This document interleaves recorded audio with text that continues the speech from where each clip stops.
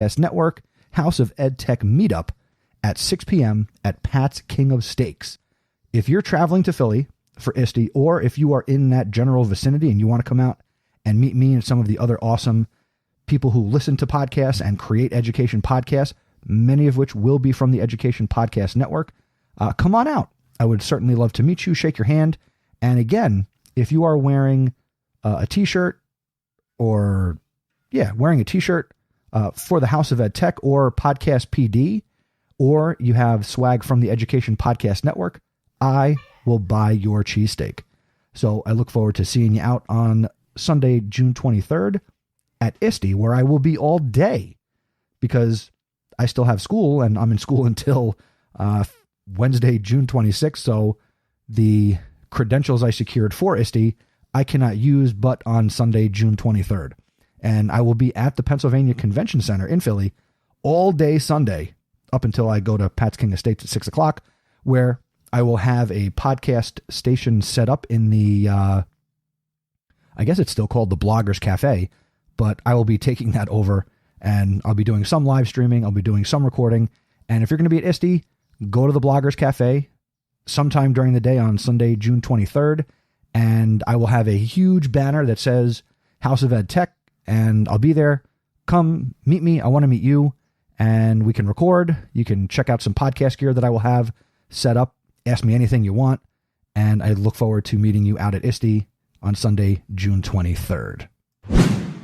At the end of each episode, I take time to shout out all of my awesome supporters. And if you don't regularly listen all the way through, or maybe you start the episodes but you don't get all the way to the end, you might not be aware of the awesome supporter community that exists around this podcast. This is for people who, like you, want to help make the podcast go and get value from the content and conversations that I create, share, and put out into the world. You can contribute a one-time donation or on a per-episode basis. There are multiple levels of support, and you would be helping to make the House of Ed Tech go. Now, a couple of things with this. Any new awesome supporter, effective immediately, any new awesome supporter at any level that comes on board between June 16th, 2019 and September 1st, 2019, you will get an exclusive House of Ed Tech laptop sticker as a thank you. Also, any new awesome supporters at the $5 per episode level or higher will receive an exclusive, one-of-a-kind House of Ed Tech t-shirt that I have not made available anywhere else. So you only get this t-shirt if you become an awesome supporter at the $5 level or higher. And at the $10 per episode level, you will also get access to a 1-hour group coaching call with me once per month, and this reward is limited to just 10 people at any one time. So you're going to want to get in on this because the calls give you direct access to me and the other people, where we will talk for an hour on a probably Zoom or Google Hangout, and I'll record them, where we will talk about your ed tech needs and specific questions and ideas, and I will support you. And you can do that for $10 per episode, so $20 a month gives you a 1-hour group coaching call, you get the laptop sticker, and you get the exclusive House of Ed Tech t-shirt, only available for awesome supporters.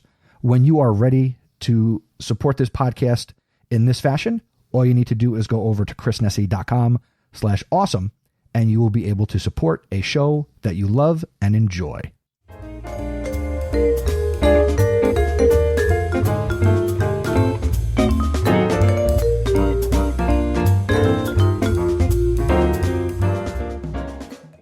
And for this episode's House of Ed Tech Thought, I have titled it, Get Out of Your Bubble.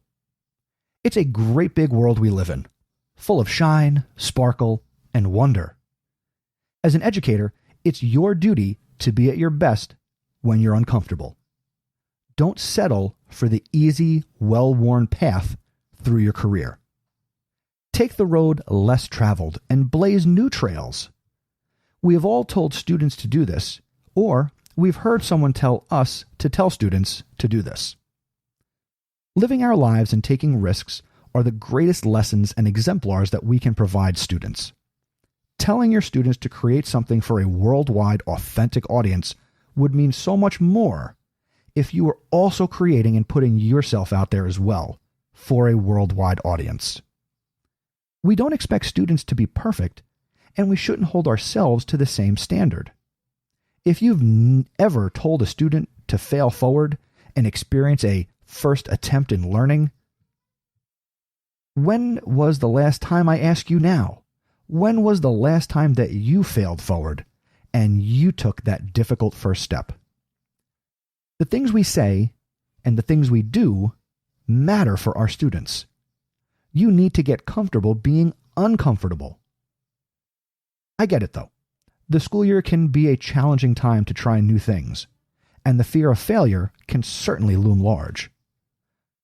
But you're either on summer vacation or you will be very shortly, and I encourage you, just as I encourage myself, to try something new this summer. You'd even be surprised how something you think isn't related to education can find its way into your classroom or school come the next school year or many school years from now.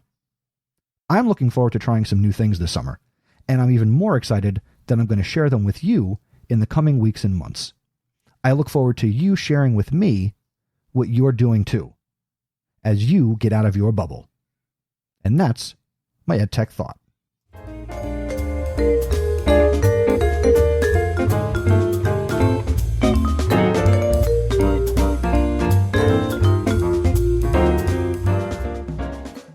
And now let's begin the featured content for this episode. The content I'm about to share with you is from a blog post I recently came across on teachthought.com, authored by my pal and fellow podcaster, Jesse Lubinsky from New York. Jesse is the co-host of the Partial Credit podcast, which I produce, and he is also the Chief Learning Officer for Ready Learner One LLC, which is an educational solutions provider for emergent technologies.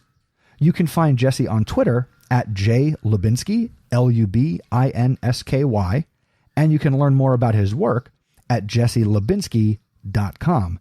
And of course, this will all be in the show notes out at chrisnesi.com/135. But this blog post is titled From Inquiry to Technology, a reading list for progressive teachers.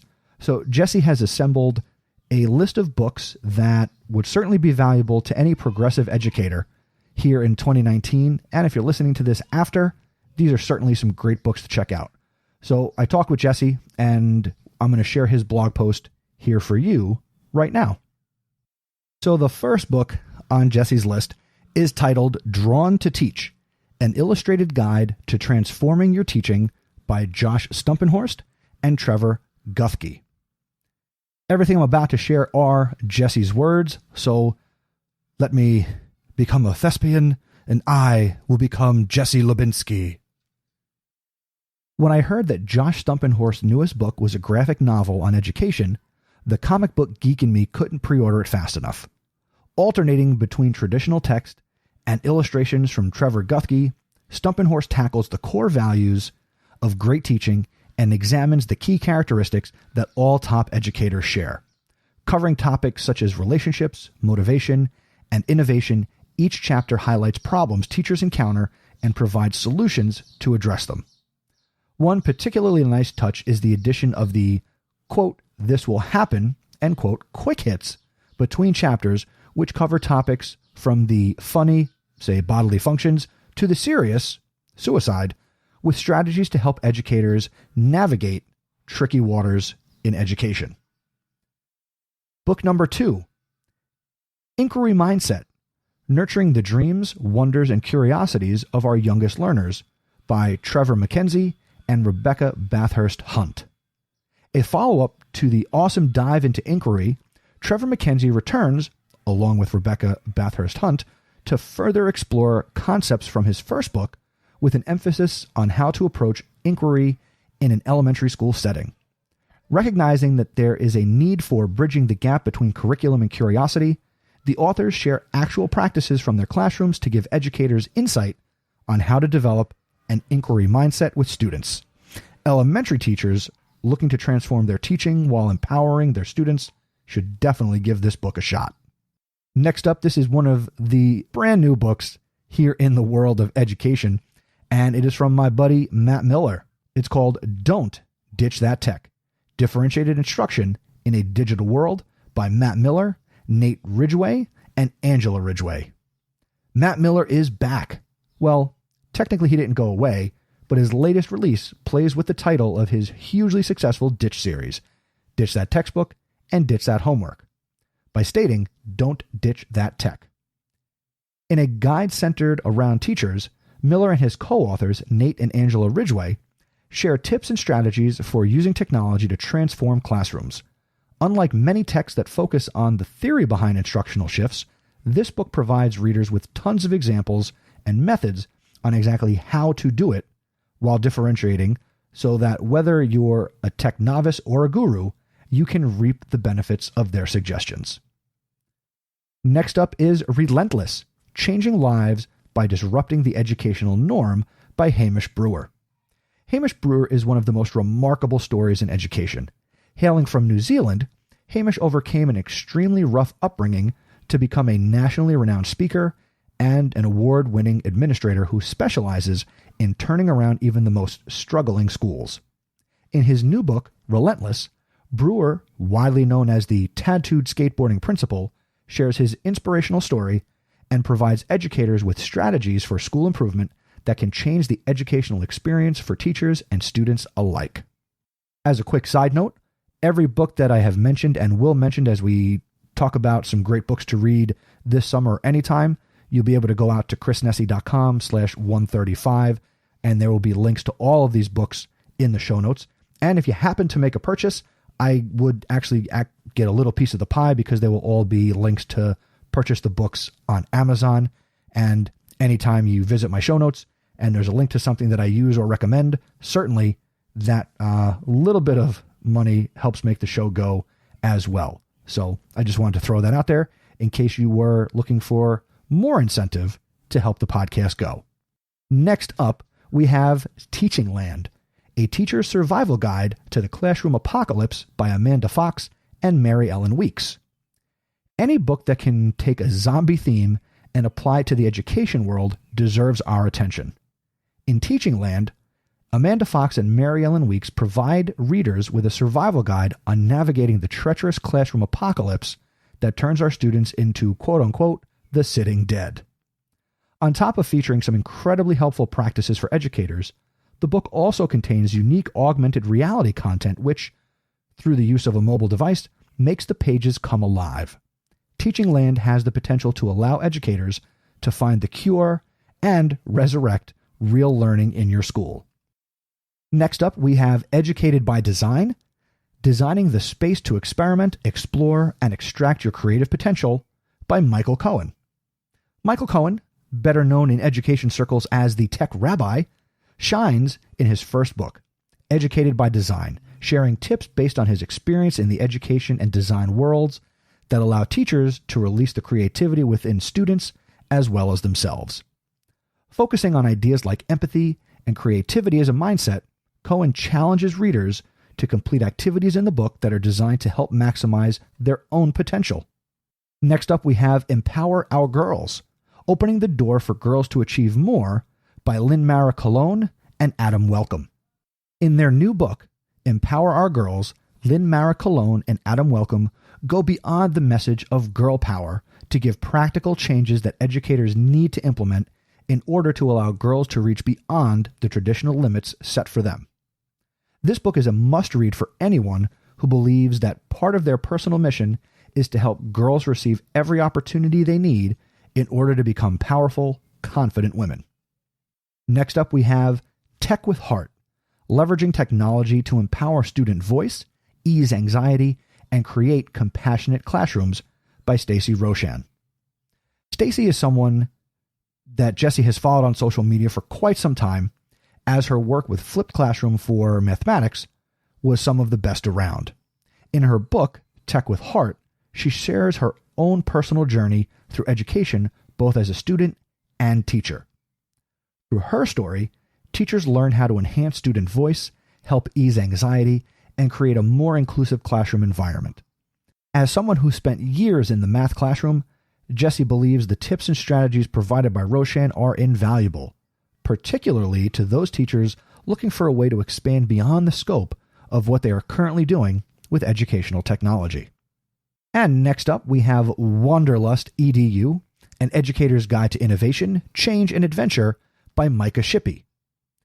Based on his keynote talk of the same title, Micah Shippey's Wanderlust Edu is a book about change. Shippey revisits our core purposes for doing what we do as educators by taking us on a journey to learn about what lies ahead. Wanderlust Edu is a great read for teachers, coaches, and administrators since it focuses on the most important aspect of change, the people in schools who form innovative cultures. This book is for anyone seeking to explore how an understanding of self, innovation, and culture can inform and direct the way we innovate and lead change in education. Wanderlust Edu is an indispensable resource for navigating our uncertain future. As an added bonus, Jesse and Donnie Piercy and Jeff Heil, the hosts of Partial Credit, they recently had Micah on their show, and I will link to that episode of their podcast in the show notes for this episode. And again, that'll be out at chrisnesi.com/135. And our last book on the list, as assembled by Jesse Lubinsky, is Hacking Questions, 11 Answers That Create a Culture of Inquiry in Your Classroom. It's part of the Hack Learning series, and the author is Connie Hamilton, widely known as the questioning guru. While most educators know that questioning is an important part of the learning process, this book offers practical tips and strategies for asking better questions and preventing "I don't know" from becoming a dead end in your classroom. If you're a believer that asking better questions can help build a classroom culture of inquiry, then this should be at the top of your reading list. So once again, to recap this list, we have some awesome books, and again, they are Drawn to Teach, An Illustrated Guide to Transforming Your Teaching by Josh Stumpenhorst and Trevor Guthke. Inquiry Mindset, Nurturing the Dreams, Wonders, and Curiosities of Our Youngest Learners by Trevor McKenzie and Rebecca Bathurst Hunt. Don't Ditch That Tech, Differentiated Instruction in a Digital World by Matt Miller and Nate and Angela Ridgway. Relentless, Changing Lives by Disrupting the Educational Norm by Hamish Brewer. Teaching Land, A Teacher's Survival Guide to the Classroom Apocalypse by Amanda Fox and Mary Ellen Weeks. Educated by Design, Designing the Space to Experiment, Explore, and Extract Your Creative Potential by the Tech Rabbi Michael Cohen. Empower Our Girls, Opening the Door for Girls to Achieve More by Lynn Mara Colon and Adam Welcome. Tech with Heart, Leveraging Technology to Empower Student Voice, Ease Anxiety, and Create Compassionate Classrooms by Stacy Roshan. Wanderlust Edu, An Educator's Guide to Innovation, Change, and Adventure by Micah Shippey. And the final book, Hacking Questions, 11 Answers That Create a Culture of Inquiry in Your Classroom by Connie Hamilton. Huge shout out to Jesse Lubinsky for assembling this list, and an even bigger thanks for allowing me to share his list here on the House of EdTech podcast. Again, there will be links to all of these books where you can purchase them out on Amazon if you head out to the show notes at chrisnesi.com/135. And if you're not subscribed to the Partial Credit podcast, you got to get on that. Head over to their website, partial.credit, and make sure you also give Jesse Lubinsky a follow on Twitter. He is at J Lubinsky. And again, that'll all be in the show notes for this episode.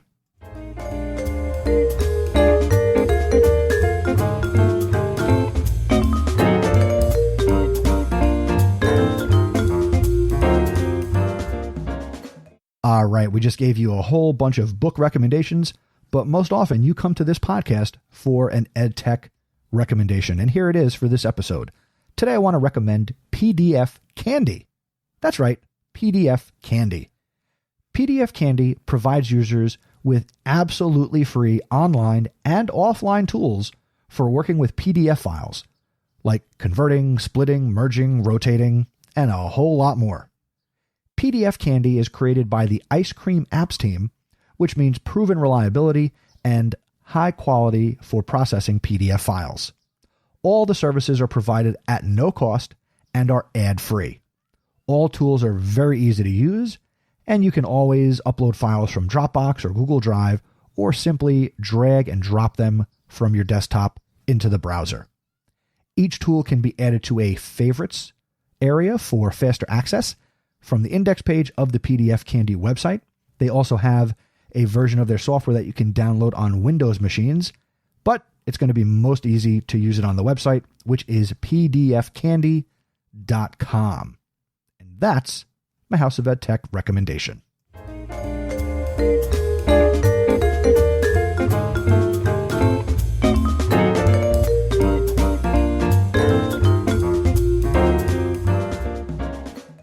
And now it's time for another installment of the Just Give It a Try segment. If this is your first time here in this segment, Just Give It a Try is something I say at the end of every episode, and I've created a little area of the podcast where I want you to share your stories about things that you tried in your classroom with education technology. It could be something that was successful. It could be something that totally didn't work. But I'd love you to share your story, and here's a place in the episode where I share that with all of you.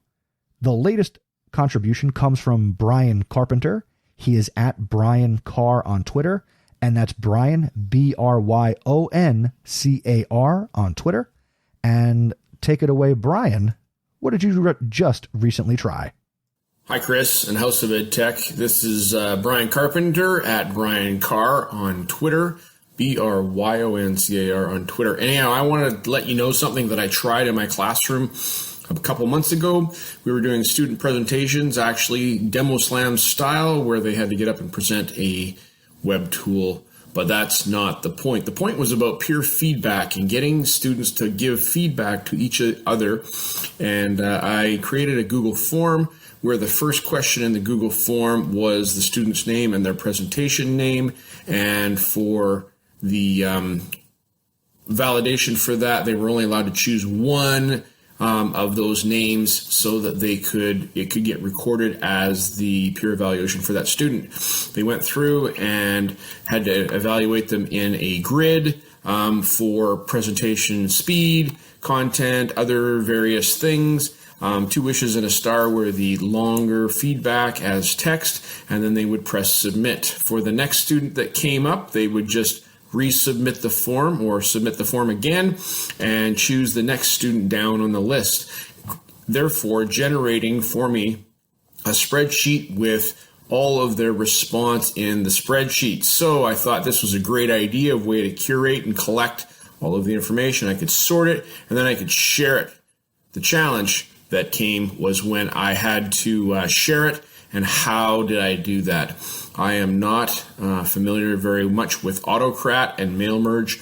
So what I did was I created a brand new tab in the Google Sheet, the response sheet, for each student, and copied and pasted the content for that student into those, and then shared each of those new spreadsheets with the students individually by email. So if anybody has a way that I could take a spreadsheet that has all of the different student data sorted and then could possibly do a mail merge, I'd like to learn that. So thanks. There's my let's try it. And I did, and it went well, and then it failed at the end. But the students learned, I learned, and that's where we're at. Thanks.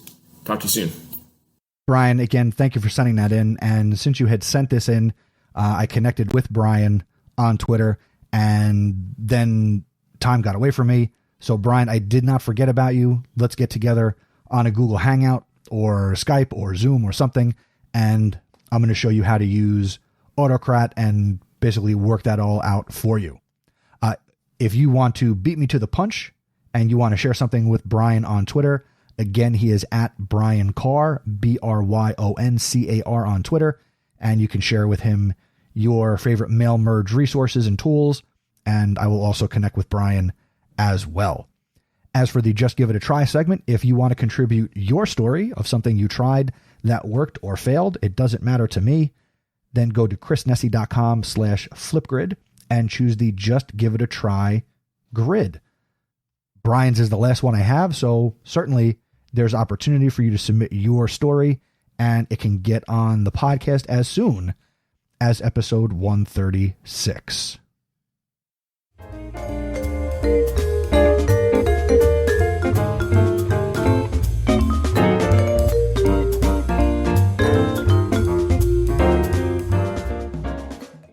And now it's time for the House of EdTech VIP. And this episode is being released on June 16th, 2019. Whether or not you listen to it today or not, it is Father's Day 2019. So if you are a dad in education, you are a House of EdTech VIP. And of course, I'd like to give a special shout out to my own father, John Nesi, the original Mr. Nesi. And without my dad, I would not be a teacher. He's a high school math teacher, and his career started back in the 70s. And then I was born in 1981, and he had to leave education, leave what he loved, only to return back to it in the early 2000s. And since he returned to teaching, he has been at Marlboro High School in Monmouth County, New Jersey. And again, he's my biggest coach, one of my biggest fans, and he has supported me. Whether or not I wanted advice or thought I needed it, he's always been there for me. If you're relatively new to the podcast, my dad has been a guest twice on the show, both in episode 100, where we really get into his background. And that episode is literally titled My Inspiration, John Nesi. You could find that at chrisnesi.com/100. And he came back 8 episodes later to talk about block scheduling in ed tech. And again, that's episode 108 out at chrisnesi.com/108. Just recently, as in just a few days before I'm recording this, my dad was honored by Marlboro High School. He received the Lifetime Achievement Award. No, he didn't die. No, he's not retiring, but he was honored by his peers and administrators with the 2019 Lifetime Achievement Award. And we got to attend a great dinner. My mom was there, my brother, his wife, and I got to bring Miles with me. And it was just a great night. And to hear so many of his peers speak words about him that I've known for 38 years, both as his son and having seen him teach and learned so many things from him, it was just really great to see. So thank you to you if you're a dad and all the great things you're doing. And thank you specifically to my own dad, John Nesi, for everything he's done and will continue to do for me. Thanks, Dad. I love you.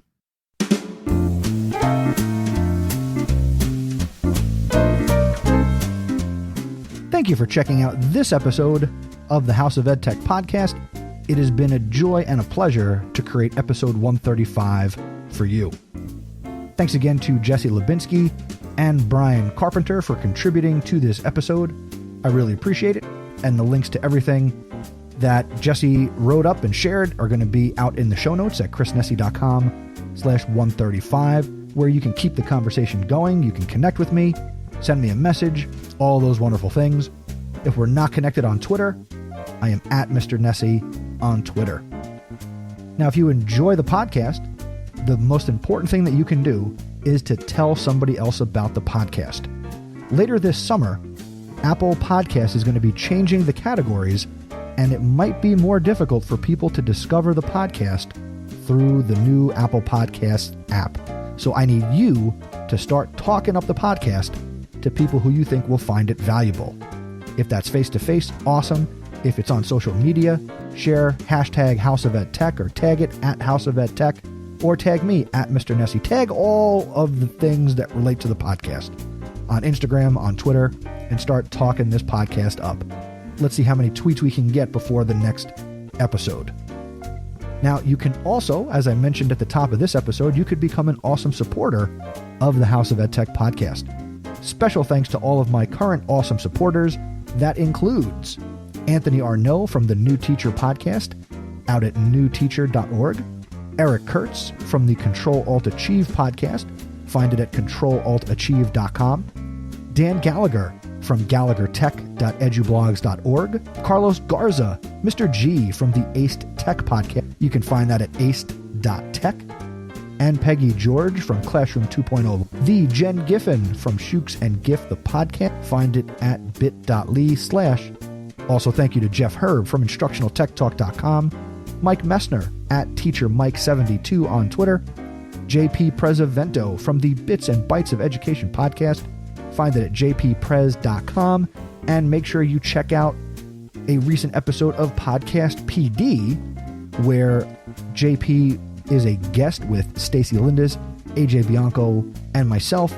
That is episode 54 of Podcast PD. And special thanks to Lynn Smargis at Lynn Smargis on Twitter, Scott Titmus, SD Titmus on Twitter, and Kyle Wilcox at Level Up Ed Tech on Twitter. Thanks for all your support, and you can go to chrisnesi.com/awesome to do that. Next episode is 136, coming at you July 7th, 2019. Until next time, thank you for learning with me, and remember, using technology isn't difficult. Just give it a try.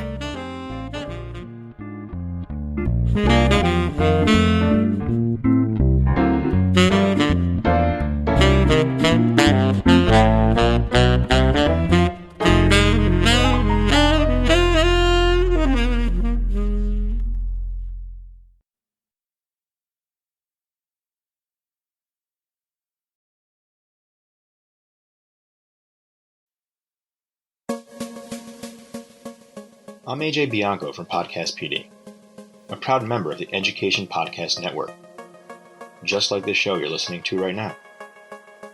The opinions expressed are those of the individual host. Make sure you check out all the other great podcasts at edupodcastnetwork.com. And get ready, because the learning begins in 3, 2, 1.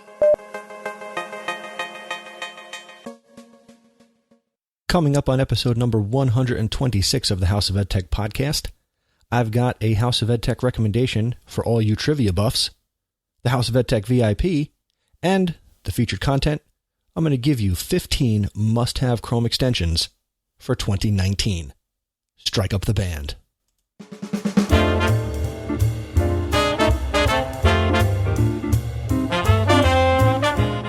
Welcome to the House of EdTech podcast. I am your host, Chris Nesi. The House of EdTech explores how technology is changing the way teachers teach and the impact that technology is having in education. I discuss technology that is changing our classrooms and schools, and I share tools and tips that you can hear today and use tomorrow. You're going to hear the stories of teachers, leaders, and creators just like you. The purpose? Whether you use it or not, technology is changing the way you teach and how your students learn.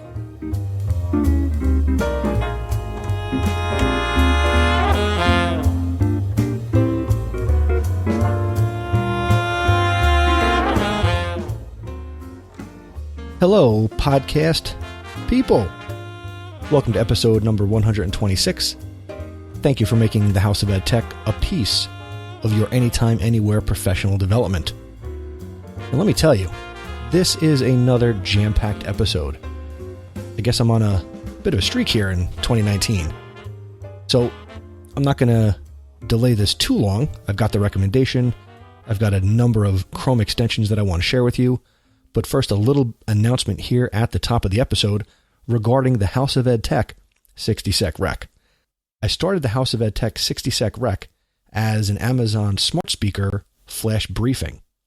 And I launched this back in the summer, spring, fall of 2018, and I tried to keep up with it as best I could. But you know what I found out? I learned something. It is very difficult to produce content 5 days per week, even if each one is only 60 seconds. Relaunching on January 21st is the all-new revamped House of EdTech 60-Sec Rec. I'm going to be putting it out 3 days per week on Mondays, Wednesdays, and Fridays, and you can add it to your Amazon Smart Speaker by going on a computer where you use Amazon. You can go to chrisnesi.com/ALEXA, and I'm not going to say the woman's name because, well, there's one on my desk and I don't want to inconvenience you either. So chrisnesi.com/ALEXA, or you can add it via your ALEXA app on your mobile device. Now, if you don't have an Amazon Smart Speaker, you might be thinking, hey, I want to get these as well. The other way that you can get this content is by becoming an awesome supporter of the podcast.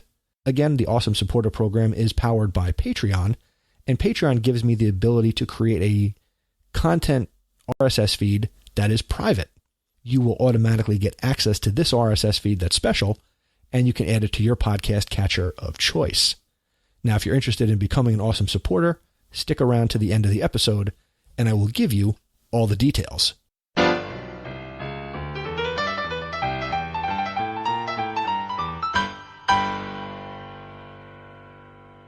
Now it's time for this episode's House of EdTech recommendation.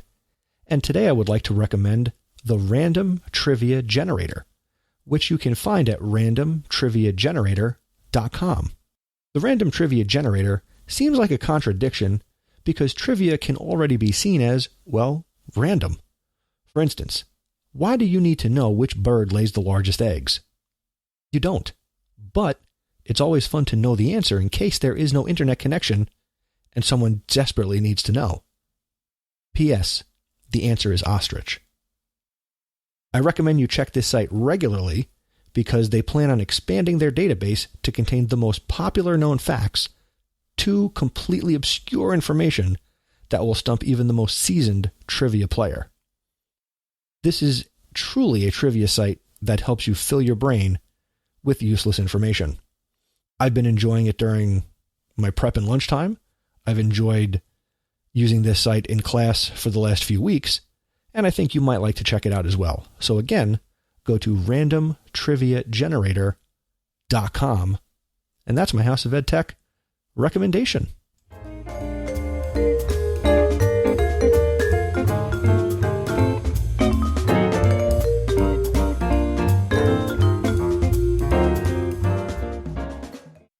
Let's get into the featured content of this episode, where I'm going to be sharing 15 must-have Chrome extensions that could benefit you, the teacher, you, the administrator, you, the tech coach. Some might even benefit your students. But a whole episode about Chrome extensions for students, that's an episode for another day. Today I'm going to focus on all of us. Now, what are the benefits of Chrome extensions?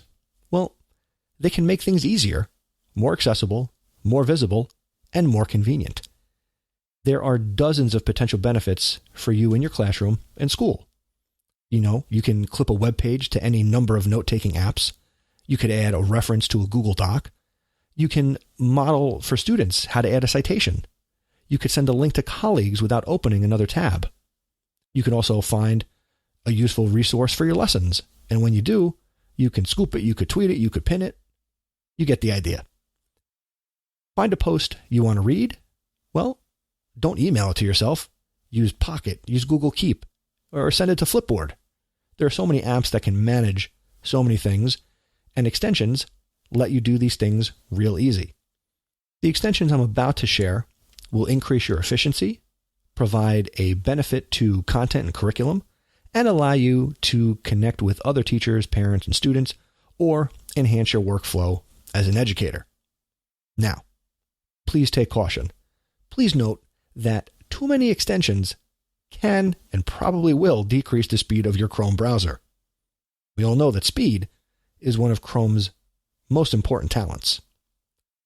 Now, you're not limited to how many extensions you can use, but the speed of your computer, available memory, Wi-Fi speed, how many tabs you keep open, and more, these are all things that will impact your browser's apparent usable speed. So add and remove extensions to optimize your setup so that Chrome remains fast and a valuable tool to you as a teacher. And really everything I'm about to add, some are fun, and, extensions, to me, they are like, getting power windows or getting some of the bells and whistles that you might get on a car.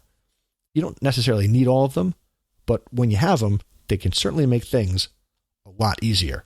So chrisnesi.com/126 will have links to all of these directly right to the Chrome web store. So let's dig in. First up is the Bitmoji Chrome extension. I love Bitmoji. I'm addicted to Bitmojis, and you might be too. If you have no idea what I'm talking about, first go to bitmoji.com and get yourself a Bitmoji avatar. They're tons of fun. What the Bitmoji Chrome extension allows you to do is use your personal Bitmoji on many of your favorite sites. You can insert Bitmojis into emails as you type. They actually have a Gmail add-on that lets you insert Bitmojis directly into your Gmail messages. You can copy and paste them virtually anywhere on the web. If you're not a Bitmoji user, definitely get the mobile app. Go to bitmoji.com. It's for iOS. It's for Android. It's a bunch of fun, and it's fun to make them look like yourself. Wherever you go, your avatar is now one click away when you log into Chrome. Two of my favorite uses, again, I use it in Gmail. I also love the convenience of being able to drag and drop them into Google slideshows that I make. So check out the Bitmoji Chrome extension. Next up, we have the Nimbus Screenshot and Screen Recorder.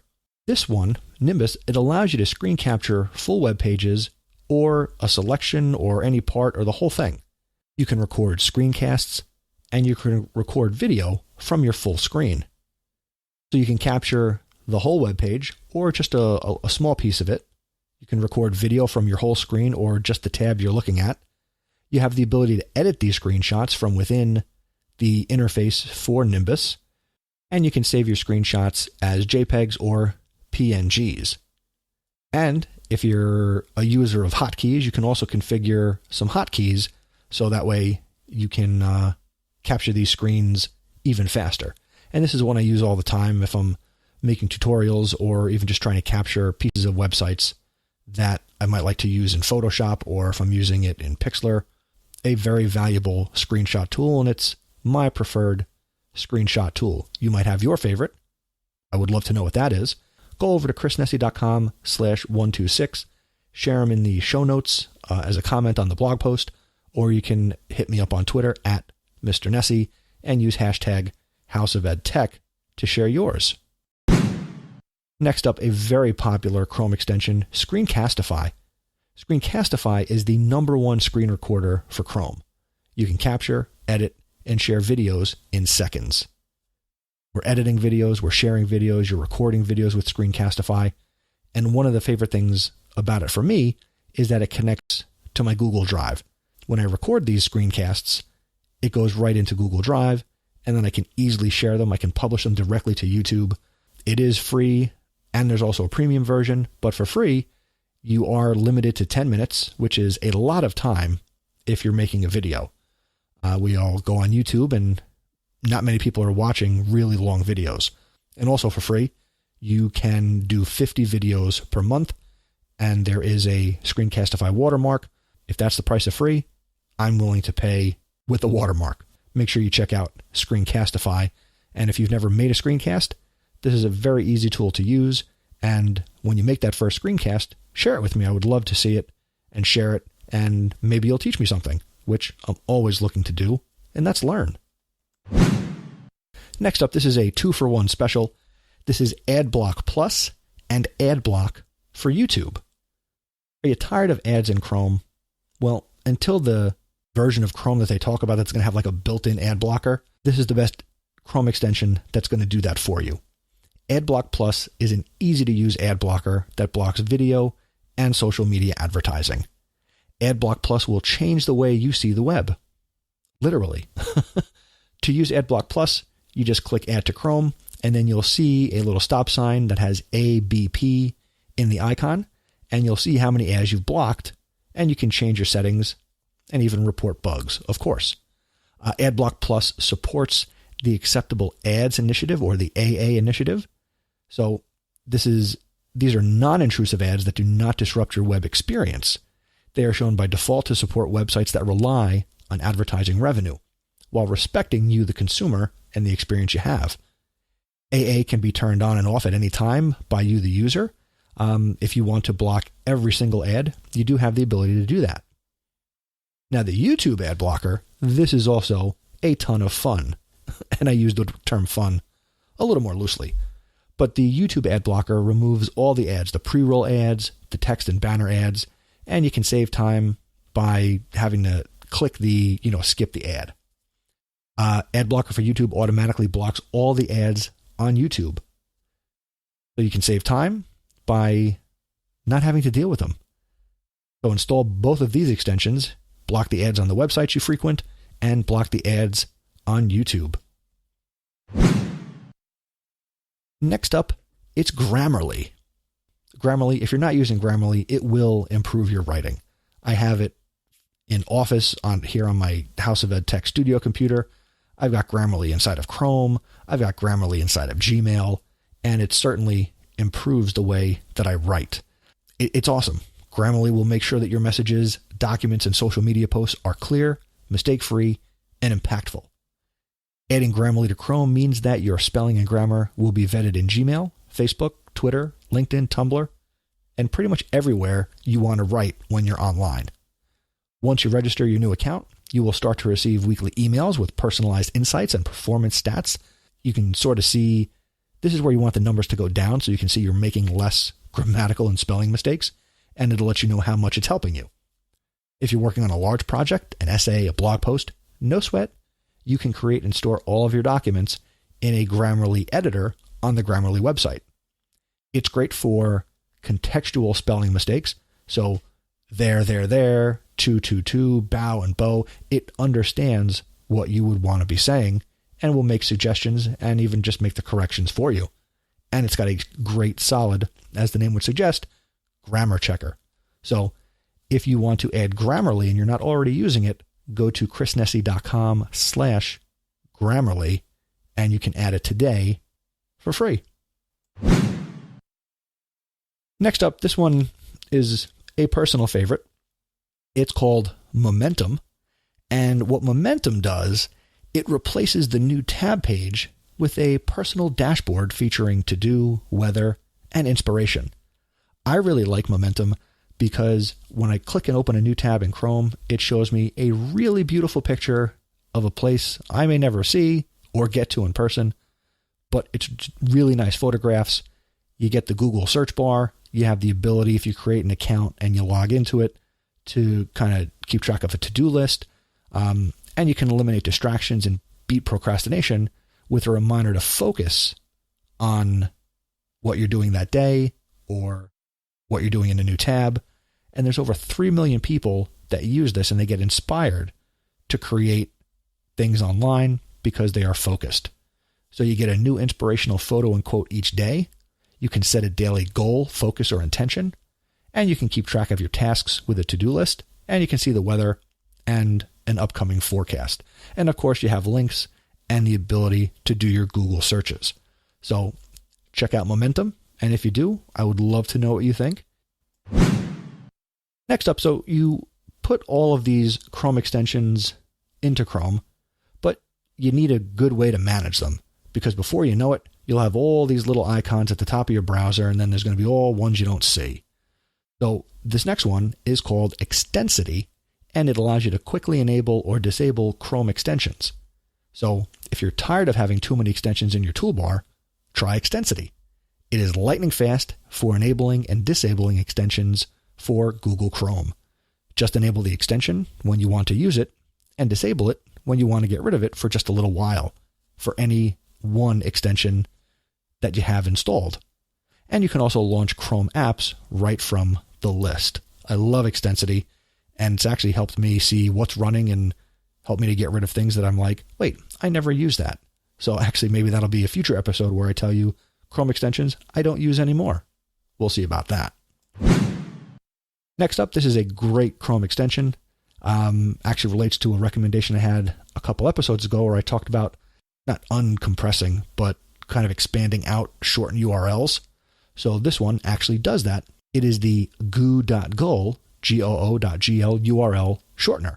This extension is not an official Google Chrome extension, meaning it's not made by Google, but the goo.gl URL shortener allows you to shorten the current website URL using the goo.gl URL shortener, which, if you're like my district, they'll let you use that, but you can't use any of the other ones. So check this one out, add it, and you can shorten your URL links. You get access to data and stats related to all of your shortened URLs, and that could be pretty nice to know if people are actually clicking on the links that you create. Next up, we have Share to Classroom. This is one of my favorite Chrome extensions for something I do every day, and that's teach social studies. So you can get your class on the same web page instantly. Google Classroom teachers, you can save time and create more interactive classes with the Share to Classroom extension. What this extension allows you to do is push web pages to any of your classroom pages so they open instantly on your students' computers, which always freaks them out. With this extension, you can get your students on the right page quickly and reliably every time.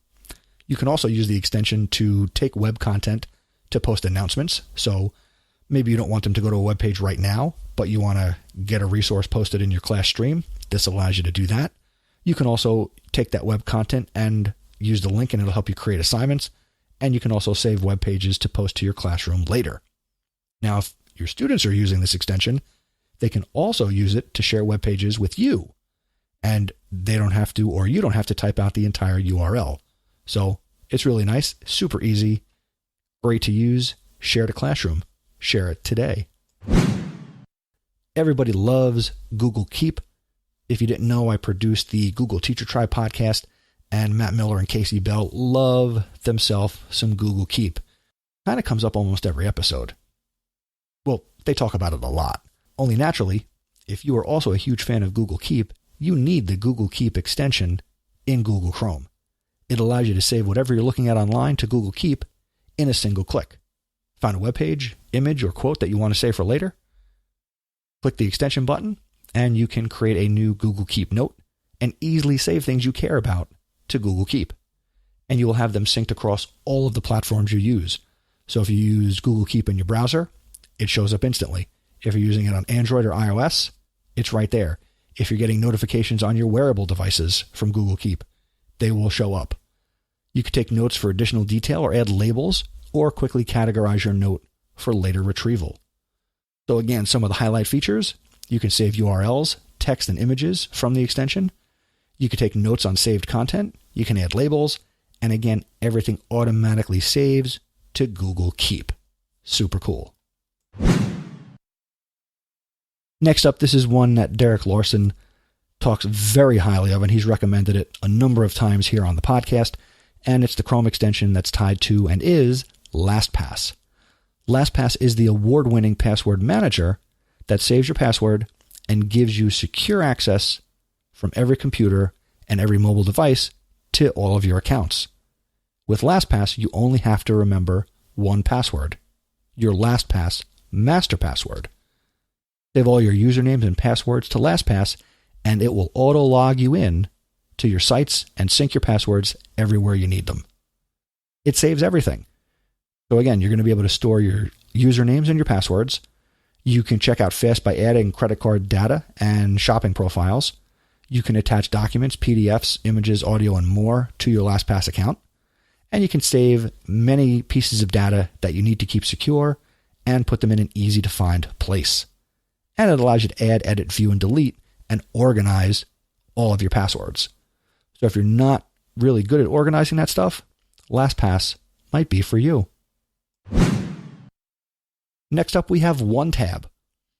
My pal AJ Bianco, co-host of the Podcast PD podcast, is really big on OneTab, and he's the one who turned me on to it a number of years ago.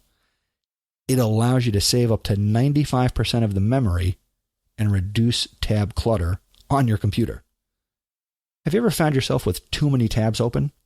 Well, with OneTab, you click the OneTab icon and it converts all of those tabs into a list. This list uses way less memory than running all of your tabs. Because if you didn't know, every time you open a tab in Chrome, it's like opening a new instance of Chrome. And I know for somebody like AJ, when he expands all his sites out, when we're recording Podcast PD or something like that, he has 15, 20, 25 tabs open. He's a tab monster. But with OneTab, he's able to manage them and he can open things as necessary.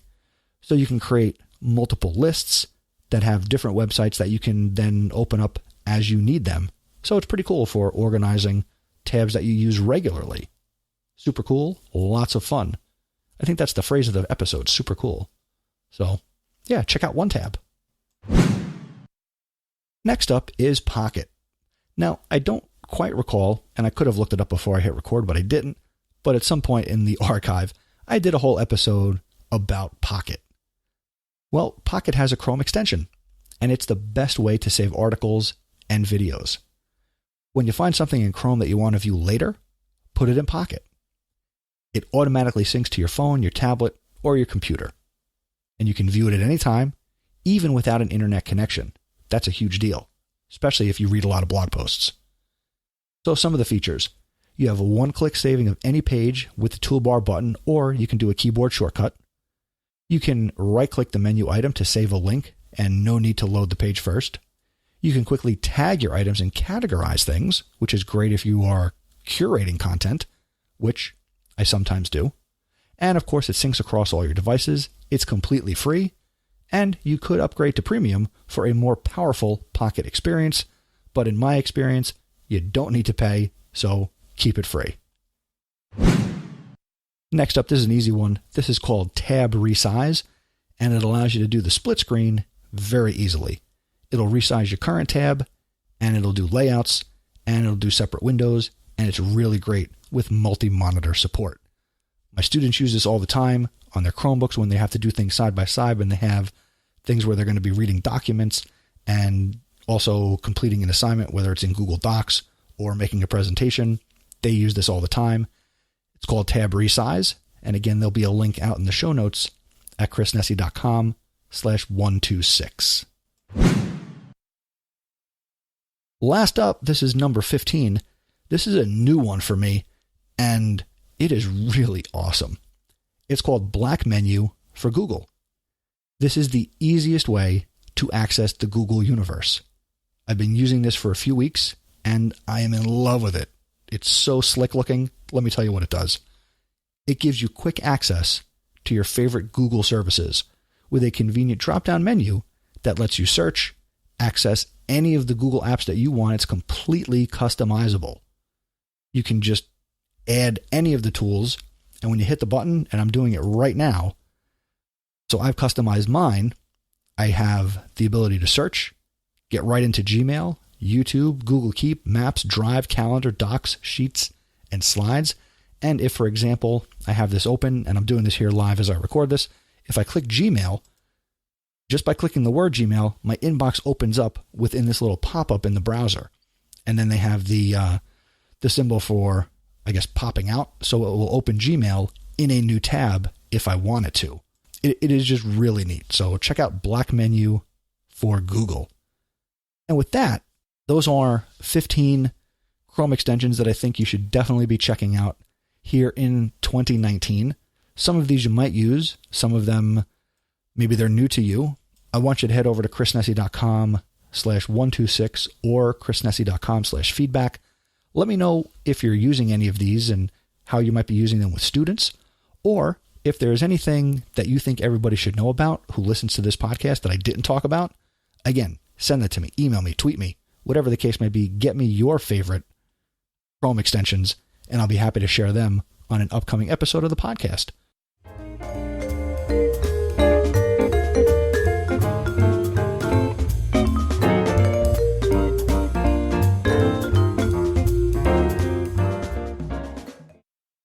This episode's House of EdTech VIP is Danita Cobble. Danita is from Louisville, Kentucky. She is a former 7th grade math and science teacher turned technology integration specialist. She's currently a tech integration specialist for Bullitt County Schools in Kentucky, where her main responsibilities are to introduce teachers to new technologies, help teachers integrate technology seamlessly into their lessons, and conduct professional development workshops. And she also gets to work with students and teach new technology skills. Danita has a BS in middle school education, math, and social studies. She has a master's in gifted and talented education, K through 12, and a middle school science certification and instructional technology cert. She's taught 6th grade geography, world history, 8th grade American history, 7th grade math, pre-algebra, and 7th grade science. You definitely want to connect with Danita. She is on Twitter at Danita Cobble, and that's DANITA COBBLE. Congratulations, Danita.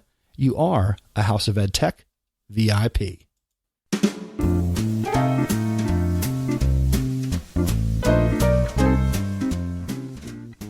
Thank you for checking out episode number 126 of the podcast. Again, if you have a favorite Chrome extension please let us all know, because you're going to go out to chrisnesi.com/126 and you're going to leave a comment on the show notes, or maybe you feel like going to chrisnesi.com/feedback, send me an email, send me a SpeakPipe message. This is a podcast, so if you send me audio, I would love to play it on a future episode. If you found this episode valuable, hey, hopefully if you weren't subscribed, you are, and if you are subscribed, you stay subscribed. Something else I would love you to do is tell somebody else about the podcast, especially if you found this valuable. Go over to your social media platform of choice. Use the hashtag House of Ed Tech. I'm at Mr. Nesi or at House of Ed Tech on Instagram. So there are so many ways that you can share the podcast. You could also become an awesome supporter, which I talked about at the top of the episode. And now, if you become an awesome supporter, you do get access to the House of Ed Tech 60-sec rec Amazon flash briefing.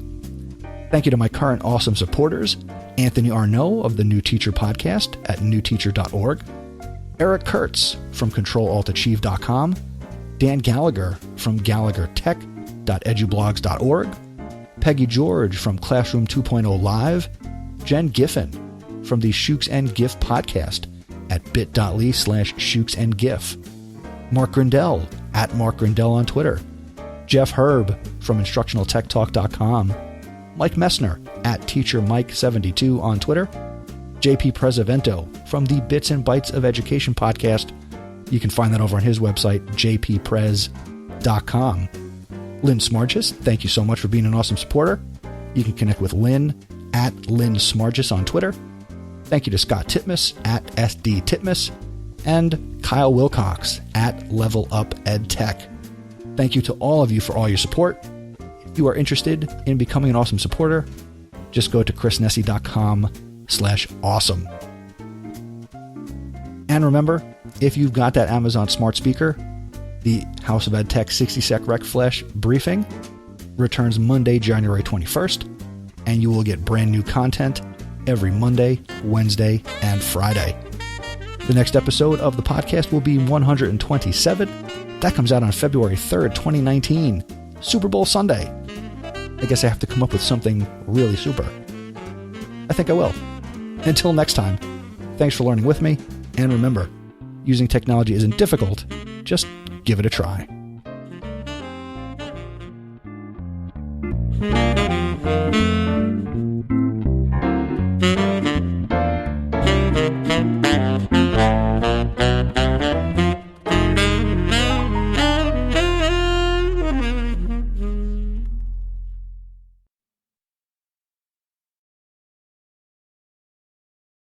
House of Ed Tech, Episode 47.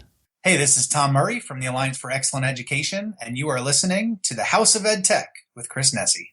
Support for this episode comes from HelpHub.me, the Internet's premier online tutoring marketplace, and Audible.com. With over 180,000 titles available, you can get 2 free audiobook downloads. To take advantage of both of these, visit chrisnesi.com and click on the banner links on the side.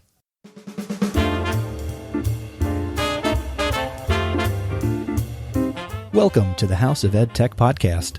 I am your host, Christopher Nesi, and the House of Ed Tech explores how technology is changing the way teachers teach and the impact that technology is having in education. We discuss technology that is changing our classrooms in our schools. We share tools, tips, and resources that you can hear about today and use tomorrow. I talk to teachers, leaders, and creators like you and have them share their stories. Because whether you use it or not, technology is changing the way we teach and how our students learn.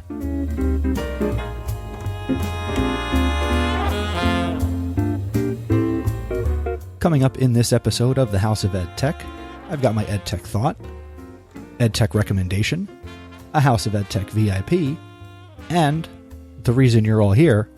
This episode, I am talking to Matt Miller. That's right, the Ditch That Textbook guy. Can't wait to share that conversation coming up in just a few minutes. But first, a couple of announcements here to start the episode. Some good news on my professional front. I have a new job. Not a completely brand new job. I still have my original, my quote unquote, my day job. But beginning in January of 2016, I can add university adjunct professor to my resume. That's right. I'm going to be teaching at the college level. I picked up a course in the School of Communication at Rutgers University, where I'll be teaching a course titled Leadership in a Digital Context. And I'd like to give a huge shout out to Dr. Mary Chaco for the opportunity to teach at this level and teach in an environment that I've only ever been a student in. So this is very exciting, and I'm looking forward to keeping you posted as to what happens as I go through the spring semester as a teacher. So that's very exciting. Also, in this episode, I'm going to be changing up the format just a little bit. So if you've been a long-time listener, things will appear to be out of order, but I'm experimenting with the show, so we're going to see what happens. So the lineup for this episode is going to be this little bit of banter and some updates. Then I'm going to go into the EdTech thought, my EdTech recommendation. Then I'll be sharing the conversation with Matt Miller. And then I will announce this episode's House of EdTech VIP. Let me know what you think as I change it up here a little bit in this episode, number 47. Also, we're getting close to the end of 2015, which means that we're getting near the end of year number 2 of the podcast. And that means it's time for the second annual House of EdTech App Smackdown. I had a huge amount of fun last year putting together episode number 26 and sharing 26 awesome tech tools, tips, and recommendations that were submitted by you. I want you to start to prepare what you want to share this year. If you're a new listener, I really recommend that you go back and check out episode number 26 if you haven't listened to that one already. And this year, I have one rule, and that's no repeats from last year. Rack your brains a little bit and prepare to send me some audio through the SpeakPipe button on chrisnesi.com, or you can send a message on Voxer, Mr. Nesi on Voxer, or you can also call the House of EdTech feedback hotline. Be sure to include your name, your Twitter handle, your website, and to promote where you are online, and then share your recommendation in 60 seconds or less. Now, it's not really a race, so take your time. If you would like to submit multiple entries, that is totally acceptable. Just submit separate files. And please get your audio file to me no later than November 30th of 2015. And these will be shared in my last episode of 2015 coming up in December. I look forward to hearing all the awesome submissions and putting together that episode to wrap up 2015.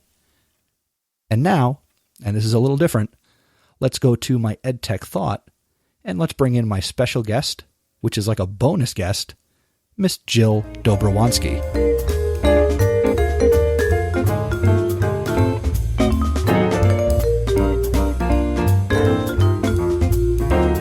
All right, joining me now through the power of Google Hangouts, Jill Dobrowanski.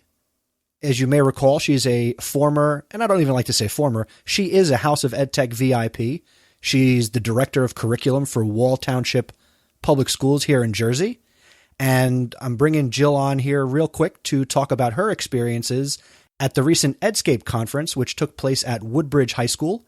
And if you're not familiar with Edscape, this conference is the former brainchild of nationally and actually world-renowned principal Eric Sheninger.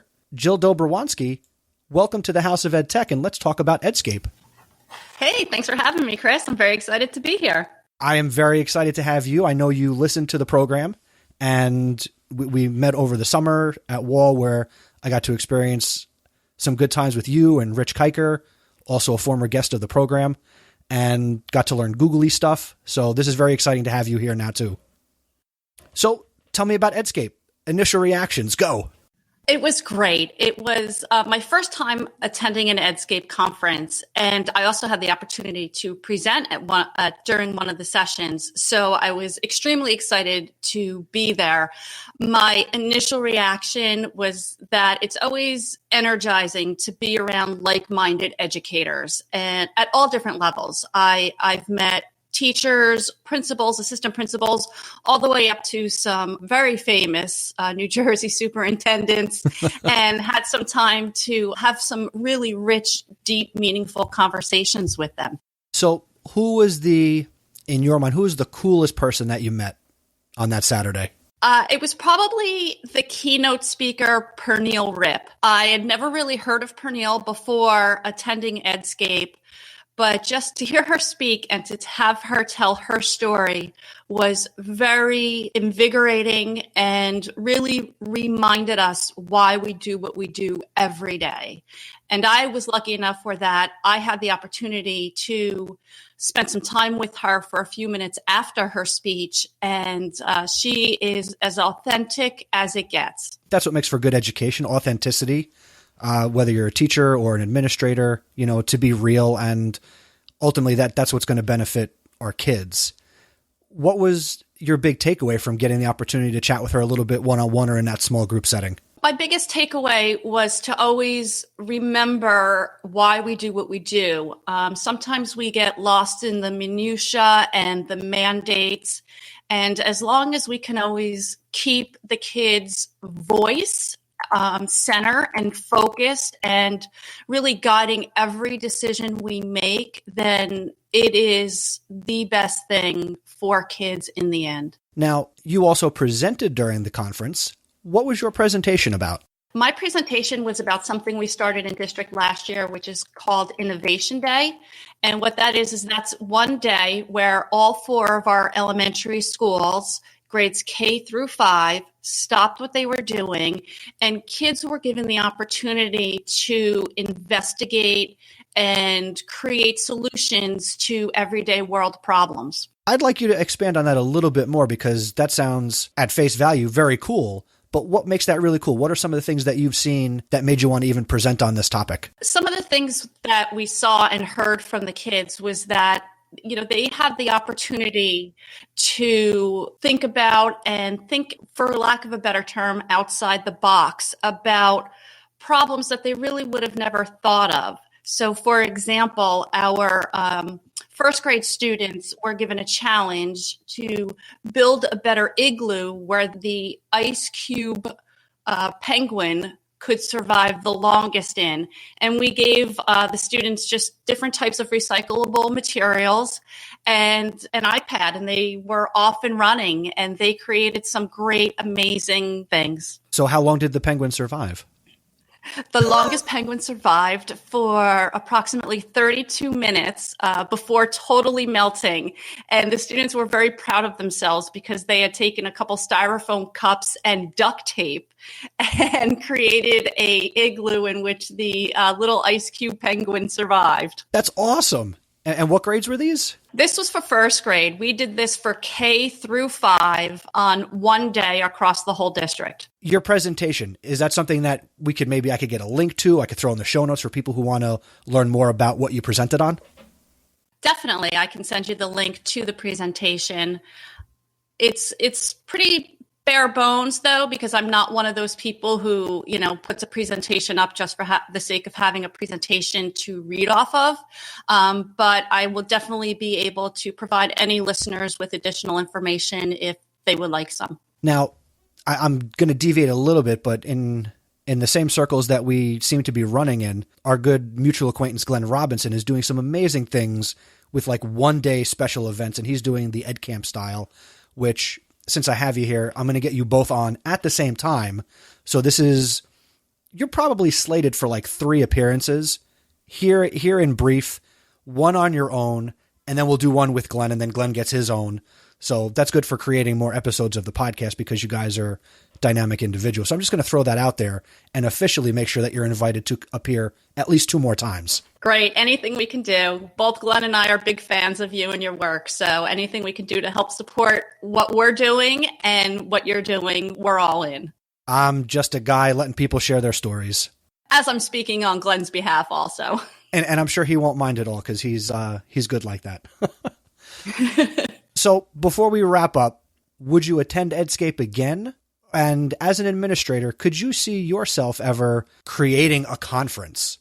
Could you see yourself doing that, or have you ever thought about doing something like that? Well, first of all, yes, I will definitely be attending and hopefully have the opportunity to present again in the future at future Edscape conferences.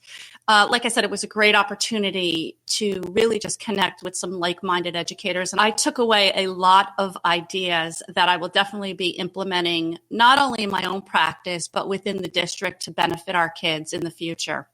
You know, as far as presenting or creating this own type of Edscape conference in the future, eventually, yes, it is something I would like to do, probably with a very strong team of like-minded educators. However, right now, what I'm doing is I'm starting small, and we're doing that at the district level. So, for example, our recent October 12th in-service day, all across the district, all but 2 of our workshops were presented by our own staff. And it was very empowering, and teachers had the opportunity some of them had the opportunity to select which workshops they wanted to go to. Some of them, it was more of a requirement, but we are moving towards that full Edscape model within the district for PD. And I think that that's something that I would like to expand upon in the future. I think that news like that and people like yourself who are going to do that in districts, that'll be well received for teachers and other educators, because if there's anything we hate as teachers, and hate's a strong word, we hate mandates and being told what to do. And how can the listeners get in touch with you? I can be reached via a few different outlets. My biggest outlet is, of course, Twitter, where I can be reached at Mrs. D122. That's MRSD122 on Twitter.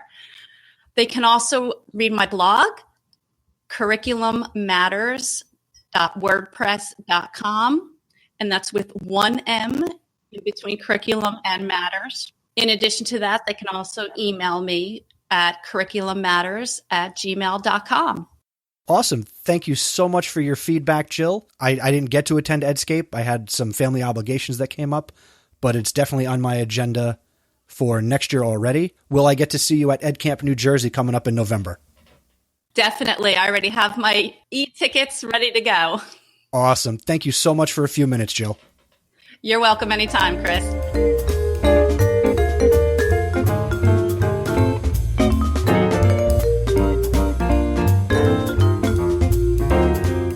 Thank you very much, Jill. I really appreciate you again taking time to come here on the podcast, and I am looking forward to having you to come on to a future episode of the House of Ed Tech.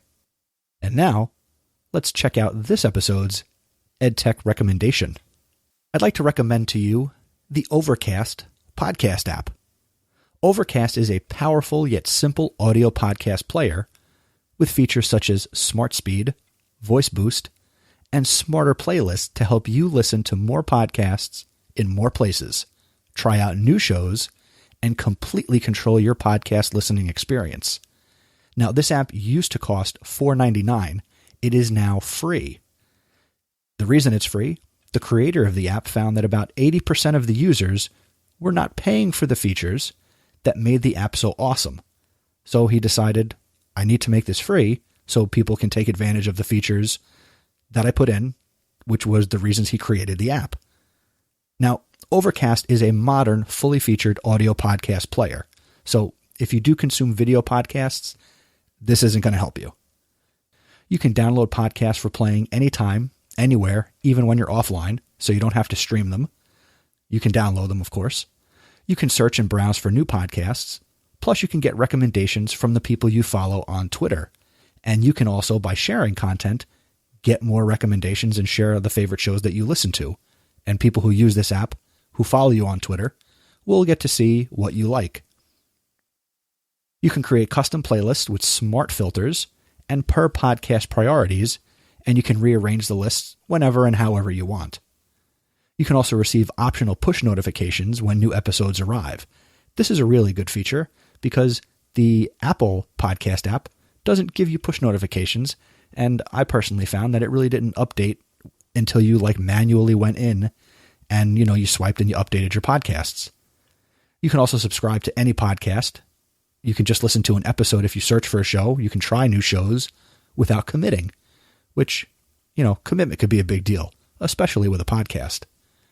Or use the Voice Boost feature, to enhance and normalize speech volume. So let's say, and I don't think my podcast does this because I think the volume is pretty good, but you might listen to some podcasts that are really loud, or you might listen to some podcasts that the audio is always just really quiet and you're constantly having to adjust the volume in your car or on your headphones. The Overcast app takes care of that for you. You can also adjust the playback speed. I actually have enabled the smart speed. Now what this does, it fluctuates over 1x. It doesn't go to 2x, but it does speed the podcasts up that you're listening to. And if you go into the settings, it will tell you how much time it has saved you by using their app. So far, I've been using it for about 2 weeks. And this week, the shows I listened to, I've saved about 35 minutes of time that I didn't know I was using to listen to podcasts just by using the smart speed feature. You can also control it with CarPlay if your car supports that. Overcast will also work well with your Apple Watch if you have one, using the glance and notification features of the Apple Watch. Again, Overcast is free, and there actually is one more really cool feature. When you get the app, you also have access to use Overcast.fm, which is web-based, and you can be listening to a podcast in your car or on the go, and then if you find yourself in front of your computer, you can go to Overcast.fm, you log in, and then it's like multi-room DVR. Whatever show you were listening to, you could pick up, or really any shows you're listening to, you could pick up through your web browser, and you can just continue to listen. And of course, yes, there is one more other really cool feature. When you share content that you want to tweet something out, it will actually, in the tweet, put a link, and when people click it, it'll go to that minute and second in the podcast episode you're listening to, so you can share content that's really, point on, accurate, however you want to put it. I really don't know what I'm saying. That's Overcast, the podcast app. Check it out. If you wind up switching to it, let me know. If there's a podcast app that you also like, share that with me as well, or send me feedback other ways to let me know what you use and why you like it. And if you're a user of Overcast, let me know how you take advantage of these features and how much time you've saved. And that's my EdTech recommendation for this episode. Now we can shift gears, and now we're going to move into the featured content, my conversation with the author of Ditch That Textbook, Matt Miller.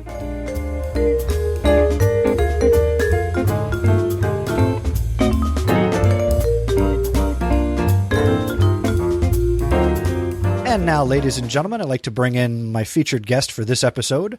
Today we are talking to Matt Miller. He is a proud graduate of Indiana State University. He used to be a newspaper reporter, which we will dig into shortly. He's been a high school teacher since 2004, where he has taught Spanish, English. He's been a yearbook advisor. And really cool, he is also the founder of DitchThatTextbook.com and the author of the book of the same name. He's a blogger, speaker, husband, father of 3, and we subscribe to the same philosophy of living the dream. Welcome to the House of Ed Tech, finally, Matt Miller. Thank you very much, sir. It is nice and comfortable in here. I'm all dressed up in my brand new pinstripe suit for this interview, and I think I'm ready to go. I hope your listeners appreciate that I went out and got this. They should very much appreciate it, Matt, because you tweeted me directly. We call that a direct message in the ed tech world. And you said you had the suit. You've got the suit. I'm excited. Yeah, I know. And your purple suit is looking pretty good too, especially with the top hat and the cane that you've got going on. So I wish they could see that, because it is you really make it work. As Bruno Mars would say, I am styling, profiling, living it up in the city. That's what I was thinking too. Yeah. We first met face to face at ISTE this past summer, and that was phenomenal because in a weird sense, it was weird for me because I was excited to connect with you, and you were excited to connect with me, and I forget who had brought it up for us and was like, oh, you need to go find Matt Miller. He wants to meet you. And I was like, what? So it was just really, I've never been in that situation before. So it was great to finally make that face-to-face connection and, shake your hand and all that good stuff. Yeah, I feel the same way. And I was kind of amazed by the ISTE conference. If your listeners have never been to it and they get an opportunity to go, I think it's a great experience. This was my first one, and it really did feel like my entire Twitter feed was just walking the halls of that convention center. And there were so many people that I've followed and whose work I respect, and you're definitely on that list. And I would just this is kind of out of my personality a little bit, but I would just kind of wander up and say, "Hey, are you so and so?" And I just kind of start a conversation. I think that's kind of where we ended up at ISTE too. So that's one of the neat things to be able to do at that conference, I think. But see, now here's the difference. When I do that, nobody knows who I am because most of what you see of me is my avatar. And if you subscribe to the podcast, you see my face. With you walk up to somebody, you're wearing a bright yellow T-shirt that says "Ditch That Textbook" on the front of it. Little easier for you. Right. That's right. Bald head, glasses, and bright yellow shirt. And I'm kind of a walking billboard at those kind of things. So it does make it a little bit easier to try to connect me to my work. So that's kind of done on purpose. And it should be. It's all about branding and image, and you pull it off very nicely. Well, thanks. It's, that I know sometimes people in education give branding kind of a bad name, but I really think even for people who are starting out in blogging, if people know what you stand for and if people know who you are, then they kind of know what to expect. And if you've got a message that you're passionate about, that you want to get out, that you want people to be able to hear, then I think that's a good way to deliver it. So, and that's why I have you here. It is to give you another platform to deliver that message, which I think is really awesome. So thank you. Let's get into the nitty-gritty, hardball hitting part of being on the House of Ed Tech. So, Matt, where did the idea of Ditch That Textbook originally come from? Before it was a book, before you buy a domain name, what's the history? Okay. So I am a high school Spanish teacher, have been for 11 years. And for the first, I'd say 3 years or so of my teaching career, I was very traditional. Actually, real quick, Matt, I yes. don't mean to interrupt, but are you going to be willing to go back and do the whole interview again in Spanish so I can tell my listeners they can hit the SAP button on their podcast catcher? Yeah, I will do the whole interview in Spanish again if you will ask all of the questions in Spanish. And you're going to have to be quick on Google Translate if you're going to make that happen. Tú necesitas tener cuidado porque tú no sabes que nosotros saben español. Oh, no me digas, hablas español. Perfecto. 4 años en escuela secundaria y 2 semestres. Mm-hmm. Yo no sé, 2 semestres en universidad. Un episodio bilingüe de Casa de EdTech. Fenomenal. Sí, fenomenal, pero tú necesitas hablar más despacio para mí. Más despacio, lo siento. And for those listening, where I'm not putting the translation in the show notes. So, Mr. Miller, continue. Yes. Okay. So where was I? I think I remember. 3 years into my teaching career, I'm still very traditional. Teach with the textbook, lots of questions at the end of the chapter and workbook pages and worksheets and all of that stuff. And as I get to that point, I start to have this horrible realization that my students in my Spanish classes can't speak Spanish, which is a problem if you're a Spanish teacher. It really hit me one time when I was at a Fellowship of Christian Athletes meeting, and I was one of the sponsors of that, and they were playing a game, and there were lots of challenges, and one of the challenges was just to say something in a foreign language and your team would get extra points. And so I'm looking out at everybody, I'm going, okay, you guys have got this. You guys are in Spanish class, you've got this. I was like, I had been a teacher for 4 weeks at that point. And so we look out there and we're ready for answers. And it was like crickets, like nobody said anything. And my brand new teacher heart was starting to sink. And so we keep looking and this one little girl raises her hand and I'm thinking, oh, finally we have somebody. And she says something in Hungarian. Not even kidding. I'm like, really? You couldn't say anything in Spanish? She's like, yeah, we did a mission trip and they taught us. Great. So that was one of the big things that showed me that I needed to change. And so in the middle of a fascinating lecture on full class period lecture on reflexive verbs or the imperfect tense or something like that, I kind of realized that things couldn't get any worse than they already were. I had my students take their textbooks and stick them in these enormous wooden cabinets in the back of my room.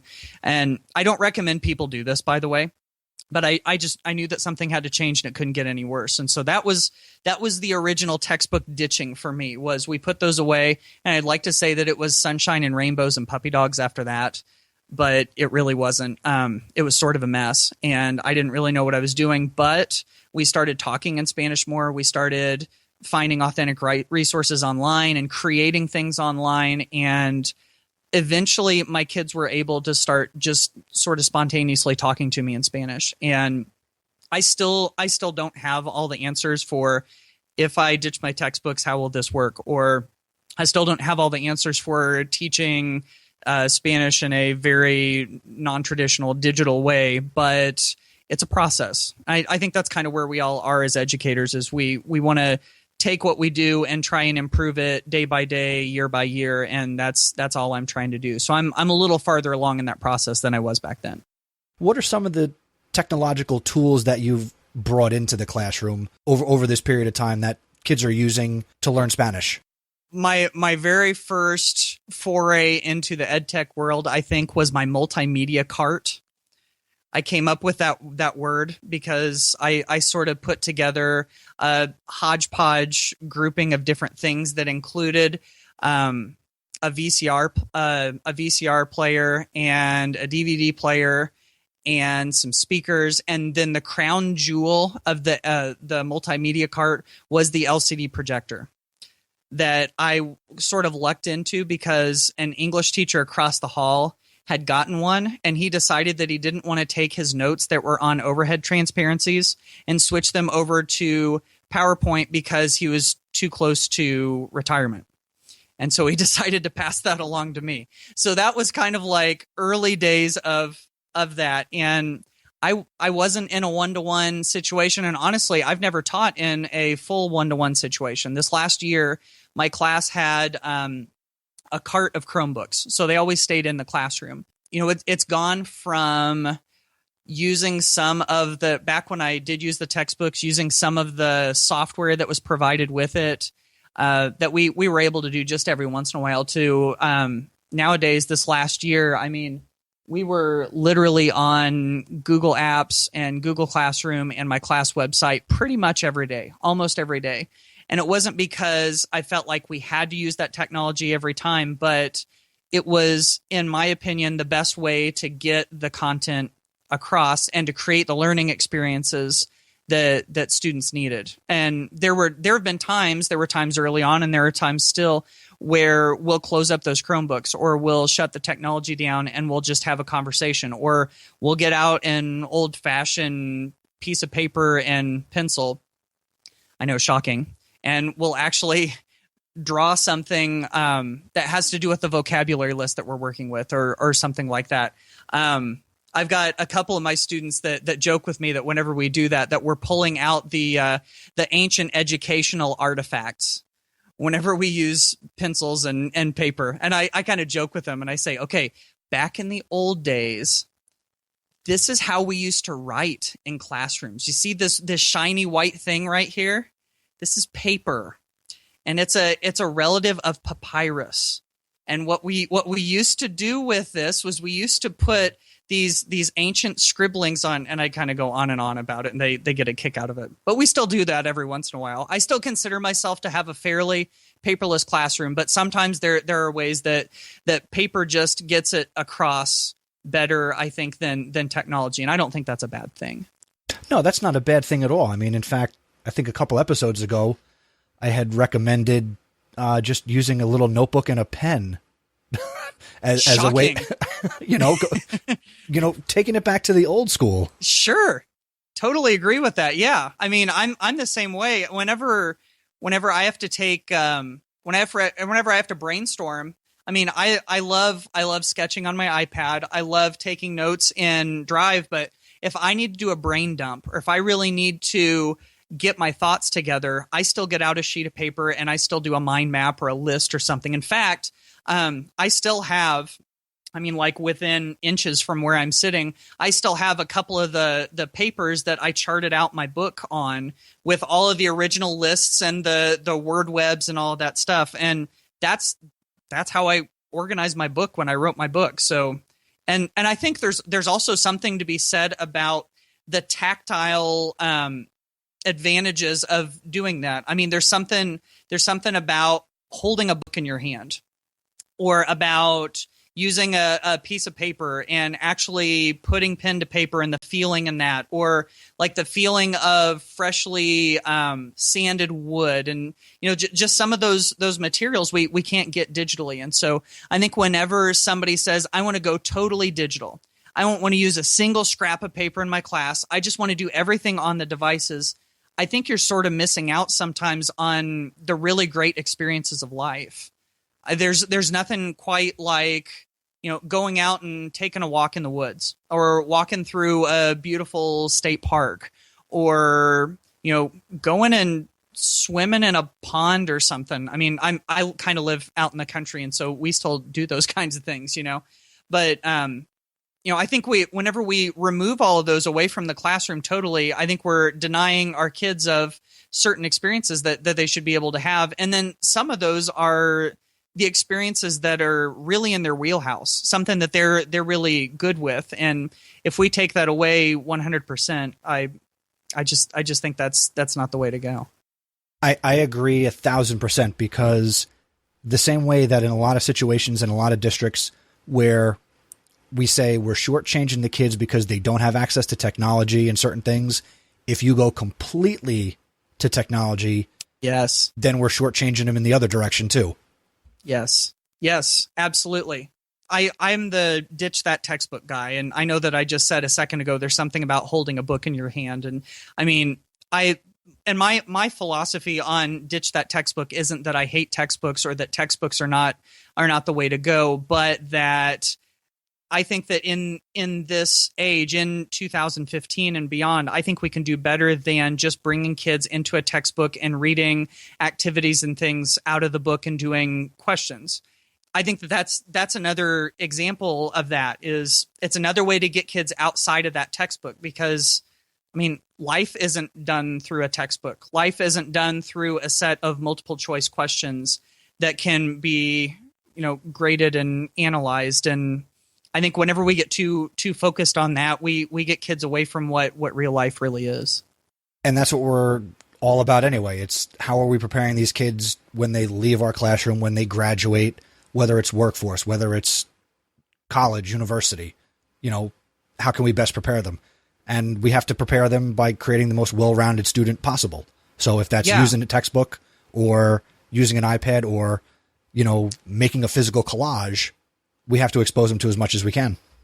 Let's see. I've heard this statement attributed to a couple of different people. I'm gonna connect it to Michelle Baldwin because she has it in her Twitter profile. But Michelle Baldwin is someone that I've followed on Twitter for a while, and she says something to the effect of, if we prepare kids for, I'm going to totally butcher this, but it's something like, if we prepare kids for today, or if we prepare kids for our future, then we're robbing them of their own tomorrow. And I think that we have to remember that their future is going to look a lot different than ours.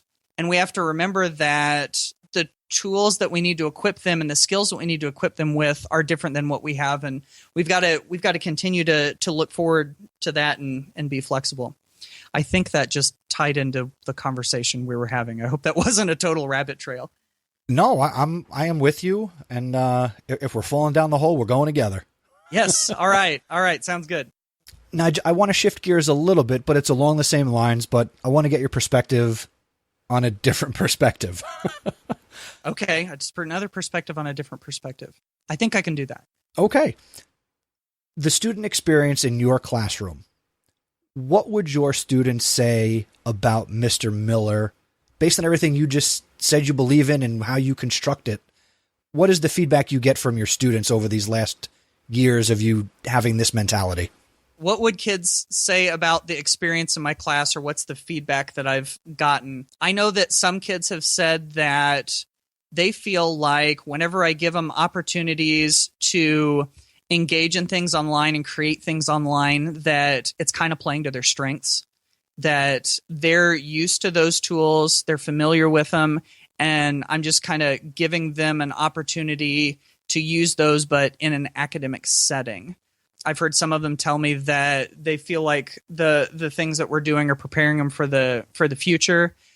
We do a lot of storytelling whenever I teach Spanish. We'll take the vocabulary or the grammar concepts or whatever that we're learning and tie them into stories, just kind of goofy stories. A lot of times that we come up with off the top of our heads where the kids are the stars of the stories. And so I'll pull them in and they'll be the main characters. And so whenever we do that, it's fun, and it's almost like it's one of those magical moments where you look up at the clock and there's only 2 minutes left in class and you think you've only been there for 15 minutes. It's that sort of state of flow that you get into whenever something is going and it's going right. And I know a lot of teachers are able to reach that too. And for me, whenever I can just make it an enjoyable experience, just have fun within the confines of the lesson that we're doing, I think, you know, those are some of the things where we're at our best in my class. Well, so far through this conversation, I've totally seen more than I had seen before about you as an educator. So in my mind, you're on that list now in my head of, if I ever start a school or someone says, hey, I'm going to start a school and we need teachers, we'd have to work together one day somehow in a school. Okay. That sounds awesome. I would totally even come out there to New Jersey. In fact, if you can talk my wife into it, I'll be game for it. But we live like 15 minutes away from all of her family, and I don't think that's happening. But you can try. I can't argue with that. The house I bought in the actual House of Ed Tech now is 2 blocks from my mother-in-law. Awesome.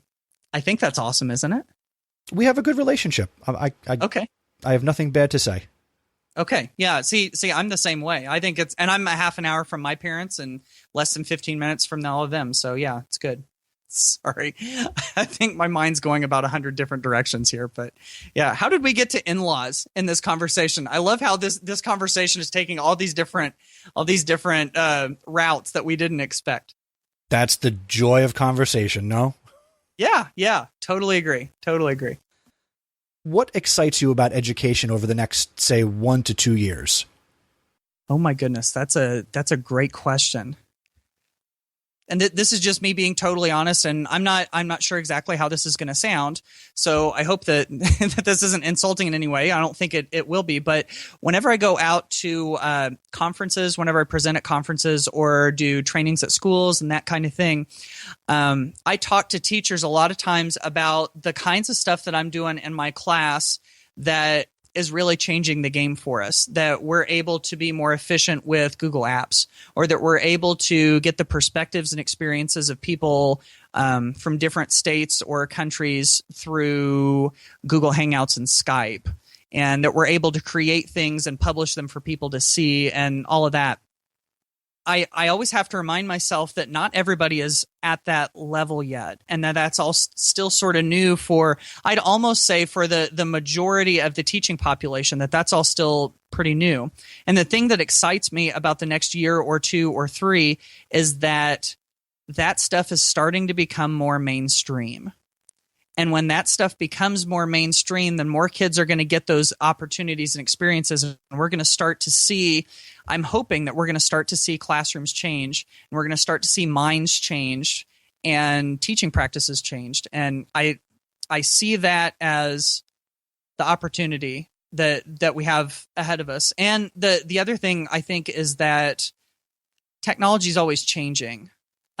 Teaching practices, the things that we know about teaching practices are always changing, and it seems like it's changing now probably faster than it ever has in history.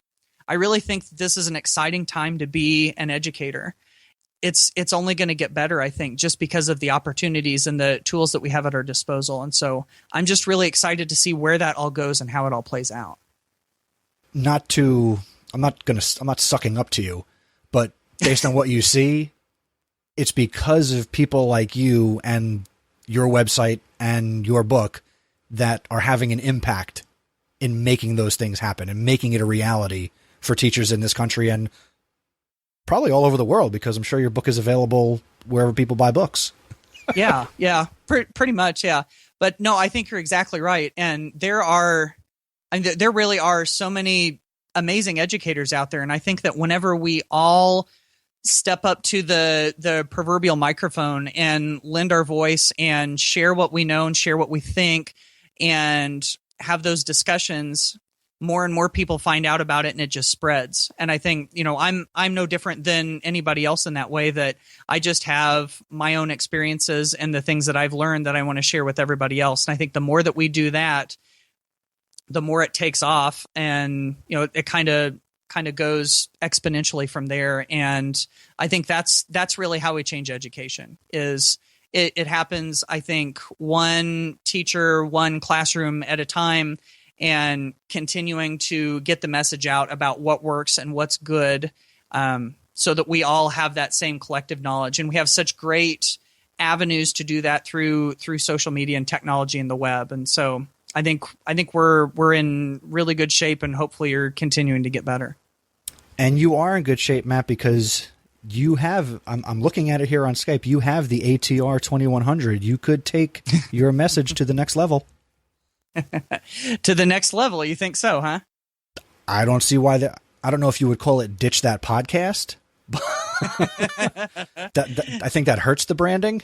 Yeah, that's probably right. That's true. The ditch thing only works for certain things. So yeah, no, actually, I don't know if I'm allowed to plug this here on the show, but I'm going to do it anyway, and you can edit it out if you don't want to. Plug away. But I have a good friend who's an educator, second grade teacher in South Carolina named Jed Deary, and together the two of us actually have started a podcast on the BAM radio network called Hooked.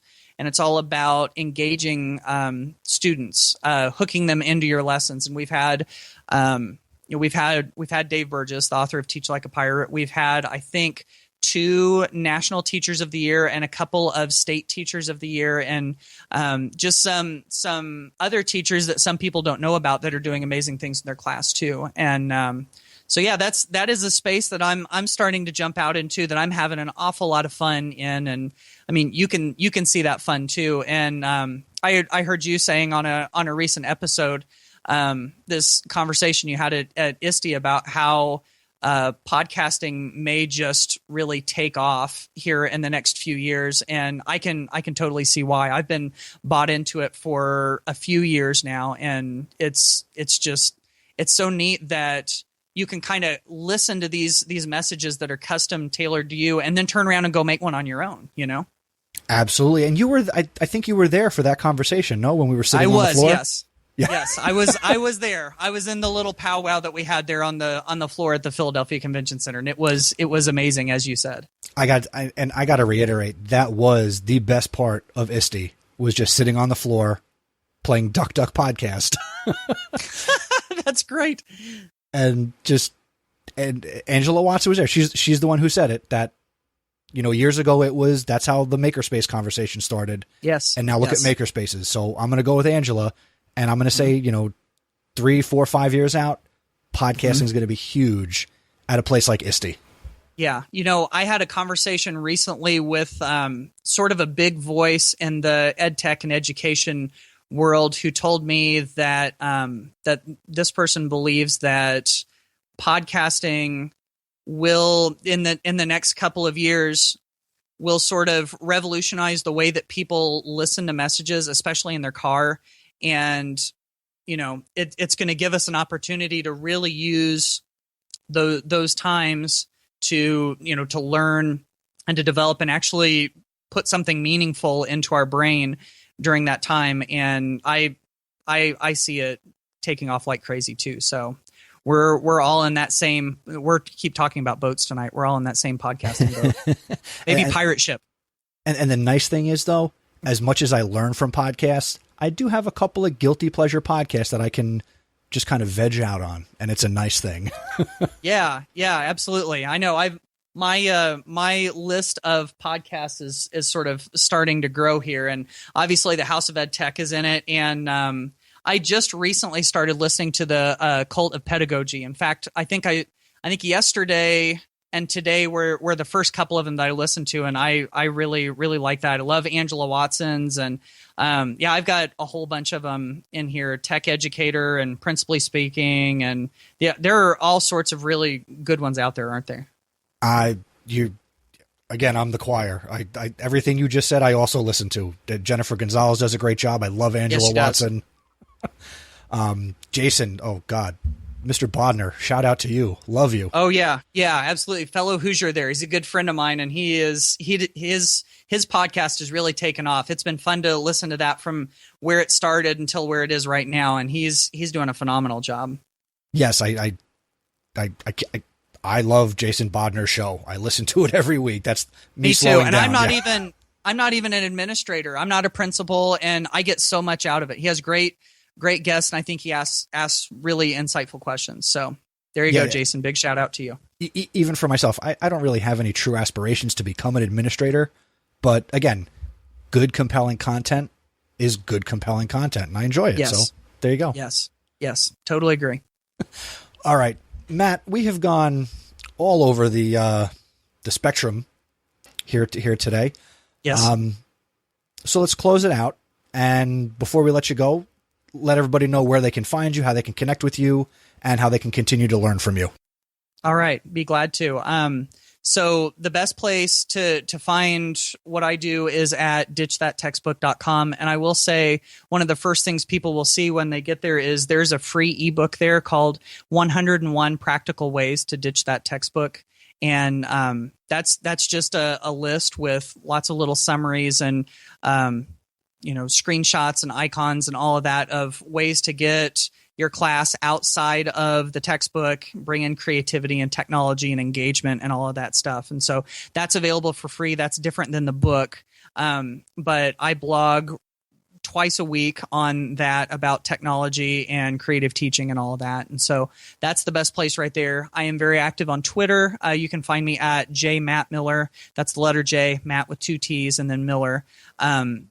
So definitely, go check me out there. I'm also on a number of different social media, and my email I'm on all the time. So I'm always willing to answer questions or engage with people on a more personal, deeper level there. So aside from just handing out my cell phone number here on air, I think they're right. There are lots of ways that people could get a hold of me. Matt, thank you so much for coming here on the House of Ed Tech. The suit looked great. The conversation was great, and you are great. So thank you for being here. Hey, likewise. I feel the same way. And purple is definitely your color, Chris.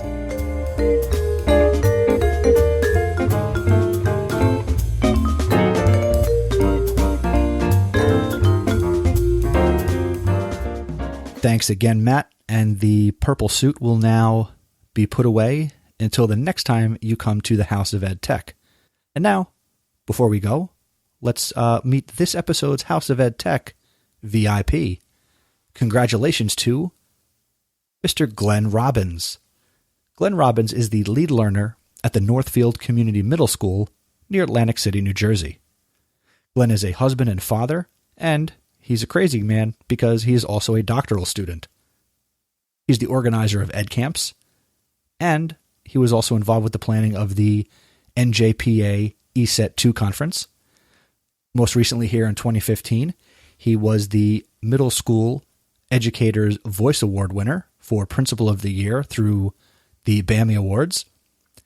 He's also, and this is really, really fresh and recent, he is the creator and the originator of the Ed Camp period at his school. What Glenn is doing is pretty much on a daily basis, or really on a regular basis, he is implementing an Ed Camp period for his students, where his students get to choose what they want to learn, the same way you go to an Ed Camp and choose what you want to learn for professional development. He's giving kids the same opportunity. It is unbelievable what he's doing at Northfield Community Middle School. You need to learn more about it. You need to connect with Glenn. I'm connected to Glenn, and you should too. He's on Twitter. He is Glenn R1809, which is GLENNR 1809, and that's on Twitter. And he blogs at connectedleadlearner.blogspot.com. Check out his blog. He posts on a regular basis, and right now all his posts are geared towards how awesome this EdCamp period is. Congratulations, Glenn. You are a House of Ed Tech VIP.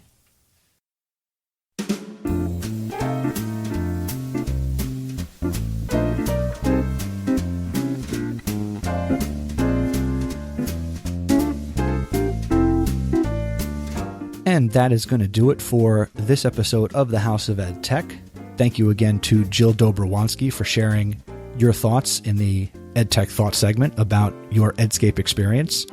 Thank you to Matt Miller for taking time to have a conversation and share more about Ditch That Textbook and the way you're making a difference in education. And thank you to Glenn Robbins for being Glenn Robbins, which makes you the House of Ed Tech VIP. Keep the conversation going. Go visit the website, chrisnesi.com. Over there, you can view the show notes for this episode, number 47.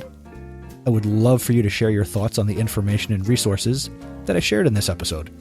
You can do that by leaving a comment on the show notes, or you can email me directly, feedback@chrisnesi.com. And you can also submit audio feedback. You can call the House of Ed Tech listener feedback line, and that number, as always, is 732-903-4869. You can connect on Voxer. I'm Mr. Nesi. That's a great, quick way to get audio. And you can also connect with me on Twitter, where I am, of course, Mr. Nesi, Nesi, and just use the hashtag House of Ed Tech. Now, if you enjoy the House of Ed Tech, go tell somebody else. Tell another teacher, tweet about it, share the show notes. That's the best way you can help spread the word and let people know how awesome the podcast is, and that'll let me know that you really appreciate what I'm doing here. Another way you can help out is you can rate and review the podcast on iTunes.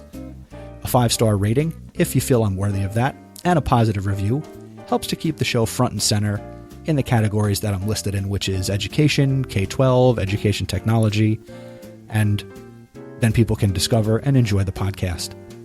You can also support the show through patreon.com, and you can go over to patreon.com/houseofedtech.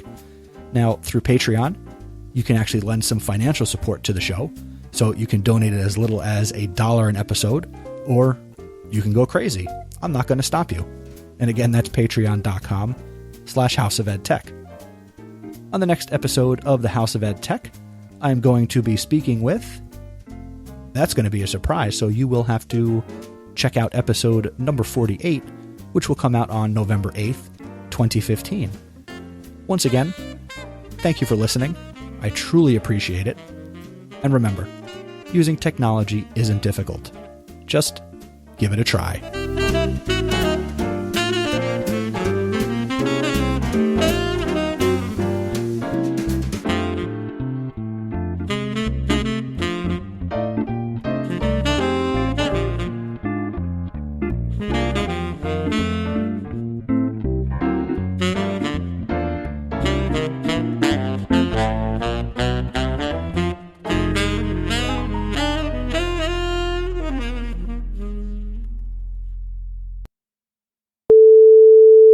He's a blogger, speaker, husband of dad, and living the dream.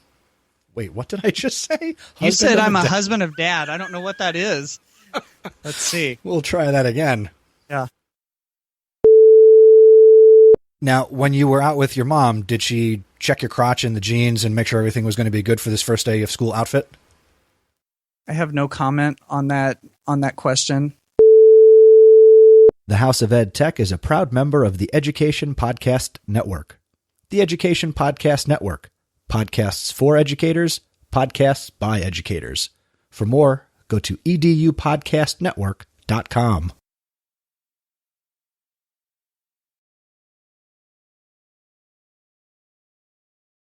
House of Ed Tech, episode number 25. Hello there, this is Rich Kiker, Director of Online Learning at Palisades School District and Google Trainer. You're listening to the House of Ed Tech with Chris Nesi. This episode of the House of Ed Tech is brought to you by Today's Meet. Today's Meet is the premier back-channel chat platform for teachers and learners. Designed for teachers, Today's Meet takes great care to respect the needs and privacy of students while giving you, the educator, the tools for success. Go to todaysmeet.com/houseofedtech and open your account today and start back-channeling tomorrow.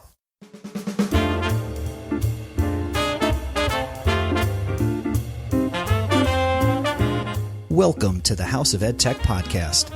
I am your host, Christopher Nesi. The House of EdTech podcast explores how technology is changing the way teachers teach and the impact that technology is having in education. My objectives include discussing technology that is changing our classrooms and schools and sharing information you can hear about today and use tomorrow. I talk to teachers, leaders, and creators like you and have them share their stories. The purpose being, whether you use it or not, technology is changing the way we teach and how our students learn.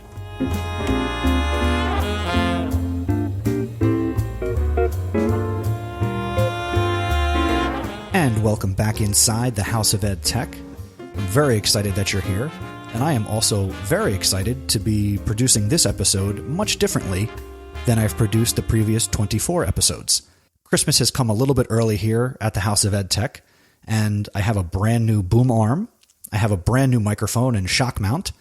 I'm now going to be producing the episodes with the Audio-Technica 2005, which is a fantastic microphone because it allows me to connect to my computer via USB, or if I upgrade the show even more at a later date, this microphone also lets me connect to a mixer with a traditional XLR connection, which is for audio.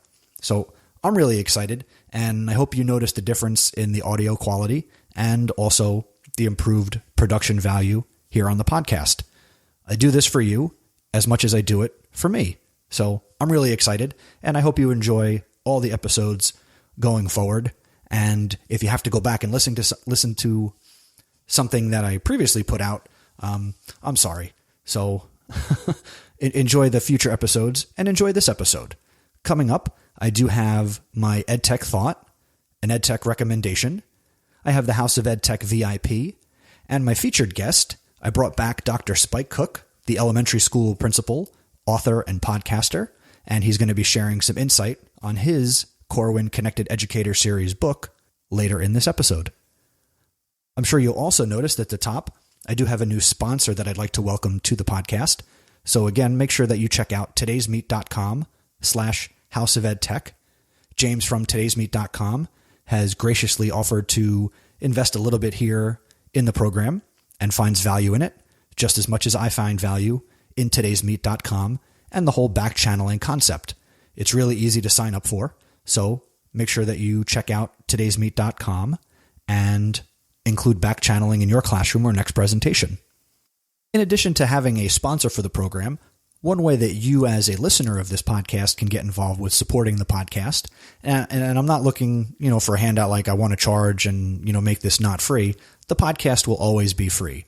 But if you ever feel compelled to want to contribute in some way, you can use my Patreon account, which can be found at patreon.com/House of EdTech, where you can contribute as little as $1 per episode, or, if you want to open the purse strings, be my guest. I welcome any contribution that I can use to offset some of the costs of producing the podcast.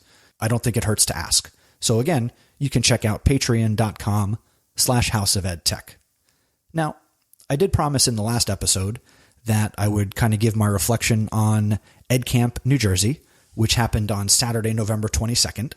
Now, what I'm going to do is I did a nice write-up on the blog, so I'm going to link to my blog post about EdCamp New Jersey and my presentation and the presentations that I saw.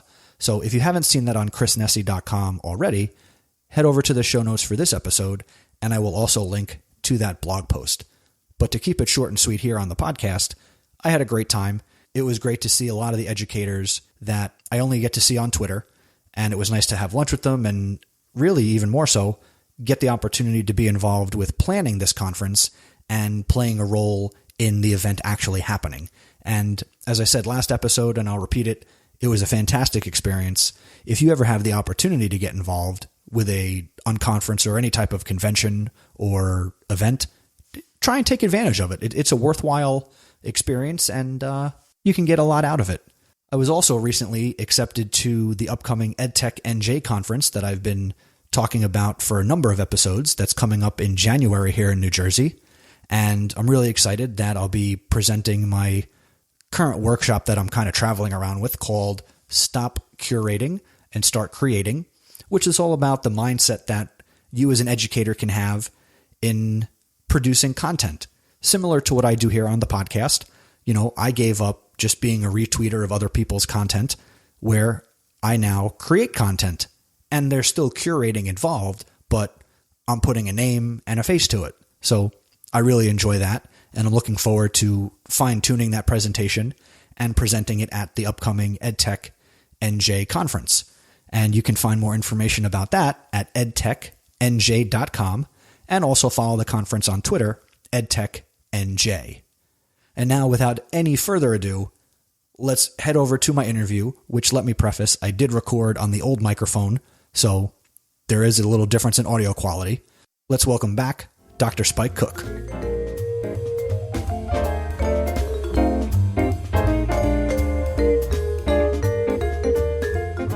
Dr. Spike Cook wrote a book as part of the Corwin Connected Educator series. And this book series is your key to unlocking the greatest resource available to all educators, other educators. Now, as I said, Dr. Spike Cook is the principal of R.M. Bacon Elementary School.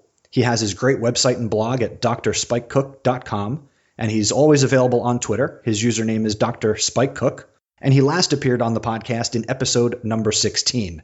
His Corwin Connected Leadership book is called Connected Leadership, It's Just a Click Away. How you doing, Spike? Chris, I'm doing awesome today. Thank you so much for that kind intro. You are just so nice. I mean, some of those things that you said, I thought you were talking about somebody else. And I'm not the only one who says nice things about you. Quote unquote, essential reading, Eric Scheninger. Quote unquote, I will share this with parents, Dwight Carter. Quote unquote, you'll be ready to jump in, Aaron Klein. How about that? That's pretty cool. Like I continue to say, I think that the power of the PLN, the personal or professional learning network, is essential, and those are some awesome people that I consider, colleagues and friends, and I'm so happy that they, when they read it, they made some sort of connection with it and were able to share that with others. It's just really cool. And I think it ties right into the theme of the book and even the entire series. I was fortunate enough to be selected to talk about the leadership role. I would say that, when you look at the other books, talking about, blogging and teaching the I student and all hands on deck, everyone has a really unique perspective. But then there's a lot of overlap as well. Like when Joe Sanfilippo and Tony Sinanis talk about the power of branding, there's some aspects of branding that are in my book. So they really work together and then yet can operate individually as well. As I said last time, I'm a history teacher, so let's take a step back for 1 minute. Where did it come from? How did you get into book writing, and how did Corwin get to you? The connection began with Peter DeWitt on Twitter. I always tell this story that I went and I saw him at the NAESP conference, not last summer, the summer before, and I went to see him speak, and he was doing a presentation on flipped leadership, which eventually is one of the books that he wrote for Corwin. We talked afterwards because, we followed each other and, became friendly on Twitter. And so we were in the bookstore of NAESP, and Peter's there getting books, I'm getting books. And I say to him, is it weird to see your book right there for sale? And, he sort of laughed, and we talked about it. And I said, that's one of my goals, my dreams is to, write and publish a book. So he says that, he never forgot that. And that when this series got approved by Corwin, that's why he, contacted me, because he said he knew that was something that I always wanted to do. And, he was familiar with my blog and Twitter. So we had a great conversation, and the great people at Corwin were able to make that happen. So based on what Peter says to you in the bookstore that one time, now you've gone through the process, you've written the book. What was that moment like when, and I'm guessing here that they sent you a box of your book with your name on it, and you get to kind of take it out like the end of Back to the Future, and you've got your book. What was that like for you? I was actually at work, which that's where I spend most of my time. And I get this text from my wife. It was my daughter holding the package from Corwin, and she had this big smile. And my wife was like, "You got to get home. There's something that we have to open." So, I got home and opened it up, and it was pretty surreal. It was definitely, something that, I was able to be, to experience it with my wife and my kids. And it was cool for my kids too, because they could now say, "Wow, my daddy's an author." And I think that's got to be the best feeling, because we share, between all the teachers out on Twitter, we share so much every day, but to have that experience with the people that are closest to you, your kids aren't teachers, but, they're there to share that moment with you. That's got to be fantastic. I remember when I first started blogging a couple years back, and my son was going to school and was saying things to like his teachers and his principal and guidance counselor and stuff like, "You should follow my dad. He's at Dr. Spike Cook on Twitter, and you should follow his blog at drspikecook.com." It was hilarious, because I was thinking to myself, like, oh my God, what these people must think, Does that put you in an awkward position if you are the one who goes to, say, a parent-teacher conference and, it's Dr. Spike Cook who walks in the room? Honestly, I don't think they have an idea. It's it's a different. I always say that, like, the school that my kids attend is much different than the school that I work at. And there's just not a lot of people that are on Twitter. There's not a lot of people who are connected, and this is exactly why this book is written. It's for people, who maybe have heard about it or whatever, and that we could get that book into their hands so that they could start, to try to implement some things. But I never really even go into much about what I do when I'm on the other side of the parent-teacher conference. I just feel like it's, I don't want to be that guy. You know what I mean? I feel the same thing. And right now my son is only 2, and both my wife and I work in school. So we're both like you just said, we don't want to be those parents who are teachers and go into those situations. So what advice do you have for teachers who aren't connected, or administrators? What's some advice you have on how they can get connected right away? Well, the whole goal of this book is to be able to read it in, I would say, an hour and a half, and be able to put it right into practice. So the first thing that I always suggest is that I think you have to start with Twitter. You have to, Twitter is that gateway to the connected world. There are hundreds of thousands of educators throughout the world that are on there. And, with, not to be cliche, but in just a few clicks, you would be able to, be in constant contact with them, so that they can show you the different things that are really cool that you could do at your school. And it's free, it's, as at Tech Girl Jenny says, it's random and often amazing, the connections that you can make with people.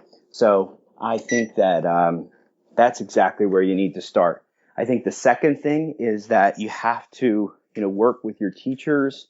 If you're in a school, work with your principals if you're in a school district, or with your students if you're in a classroom, to start some sort of way to tell your story. And I think, the blog is the most efficient way to do that. And I think it's important that you start it and you start to say, okay, what do we value? What do we want to show everybody? Because if you wait for the print journalist to come, or the local, news outlet to come, you're going to be waiting a long time, and you're going to be disappointed that they're not covering everything. So as, Eric Sheninger says, you have to be the storyteller in chief, whether it's your classroom, whether it's your school, or whether it's your district. So how do you do that? Like I said, I think the blog is the simplest way of doing that, where you can upload pictures, videos, links, write down a few things that are going on, and instantly have access to, instantly provide access to parents, teachers, community members, and students, the awesome things that are going on in your school. And getting that story out there for every school district is so vital. And like you said, and like Eric says, don't wait for the newspaper to come to you, because if you do, they're going to come when, times are tough or the news isn't what you want it to be. So this is a way to shape and control that. So it's a fantastic way to approach it. Yeah, and I agree completely. And it also allows you to work on what I think all leaders, I would hope all leaders strive for, which is transparency. So in the book, I talk about the levels of transparency, where you have some schools and some districts that are very opaque. Like, you have no idea really what's going on in there. Like, they don't do newsletters, they don't send information out. Decisions are sort of veiled in secrecy, and and that's a shame. And then you have like the translucent, where you have things like they're sort of out there, but you can't really see them. Nothing's really clear or clearly defined. And then you have transparent. And transparency, whether it's a classroom, a school, or a district, is really the ultimate goal. Because the problem with education now, since it's under such fire from our politicians and business and anybody who wants to weigh in, is that they really don't know what's going on. And they make these assumptions about things, which is, honestly, I think that's why we're in the position that we're in, because the standardized assessments and this whole mantra of accountability, I think that all came from the fact that we weren't being very transparent with what we do.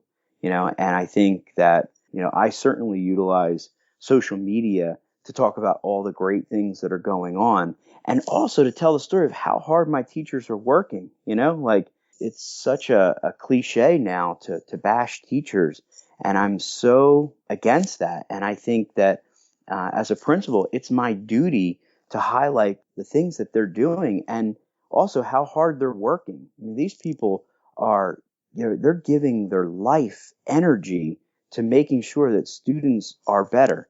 I think it's a shame if you're not highlighting those things that they're doing. Absolutely. And to figuratively take a page out of your book, I have made it my personal crusade in my own school to push my principal and my administrators to, get connected, explore Twitter as a professional tool.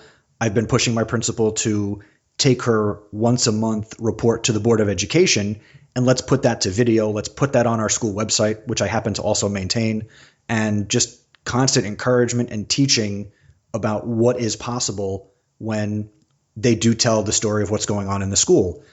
The next thing I wanted to hit on with you, based on what you said, was, do your teachers, or how do they show their appreciation for the fact that you are a transparent leader? Well, they would probably say I'm not transparent enough. And I strive for transparency.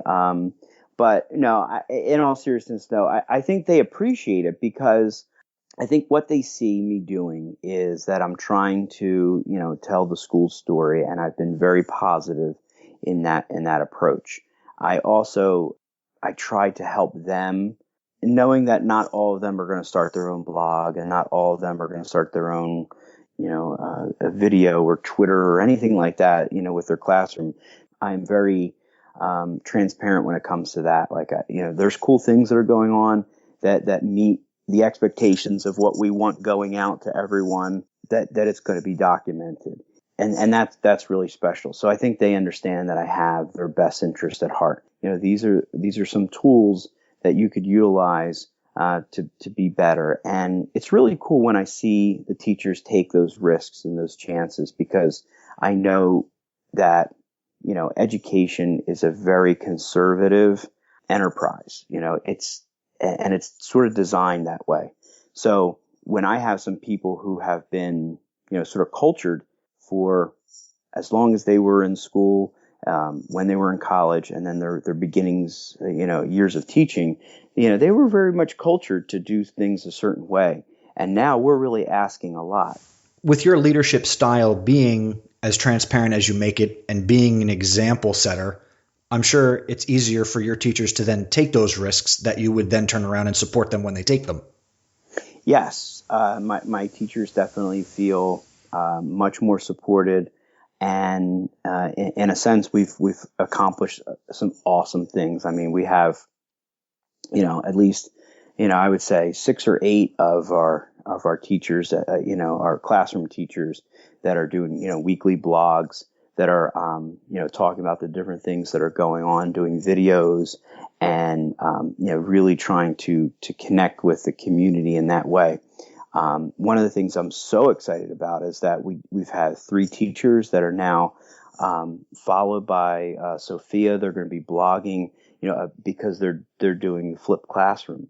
So these are all things that I've completely 100%, support them on, and it really was up to them. They were the ones that made the connection with it, and they're the ones that are doing it. So I want to make sure that we're supporting and celebrating, because I know a lot of times, in education, I'm sure you see this, Chris, that we have a tough time celebrating when other people have accomplishments. That's one of the things about traditional education that really bother me, because, teachers or administrators, when they take these risks and these chances and then they become successful at it, a lot of people really don't want that.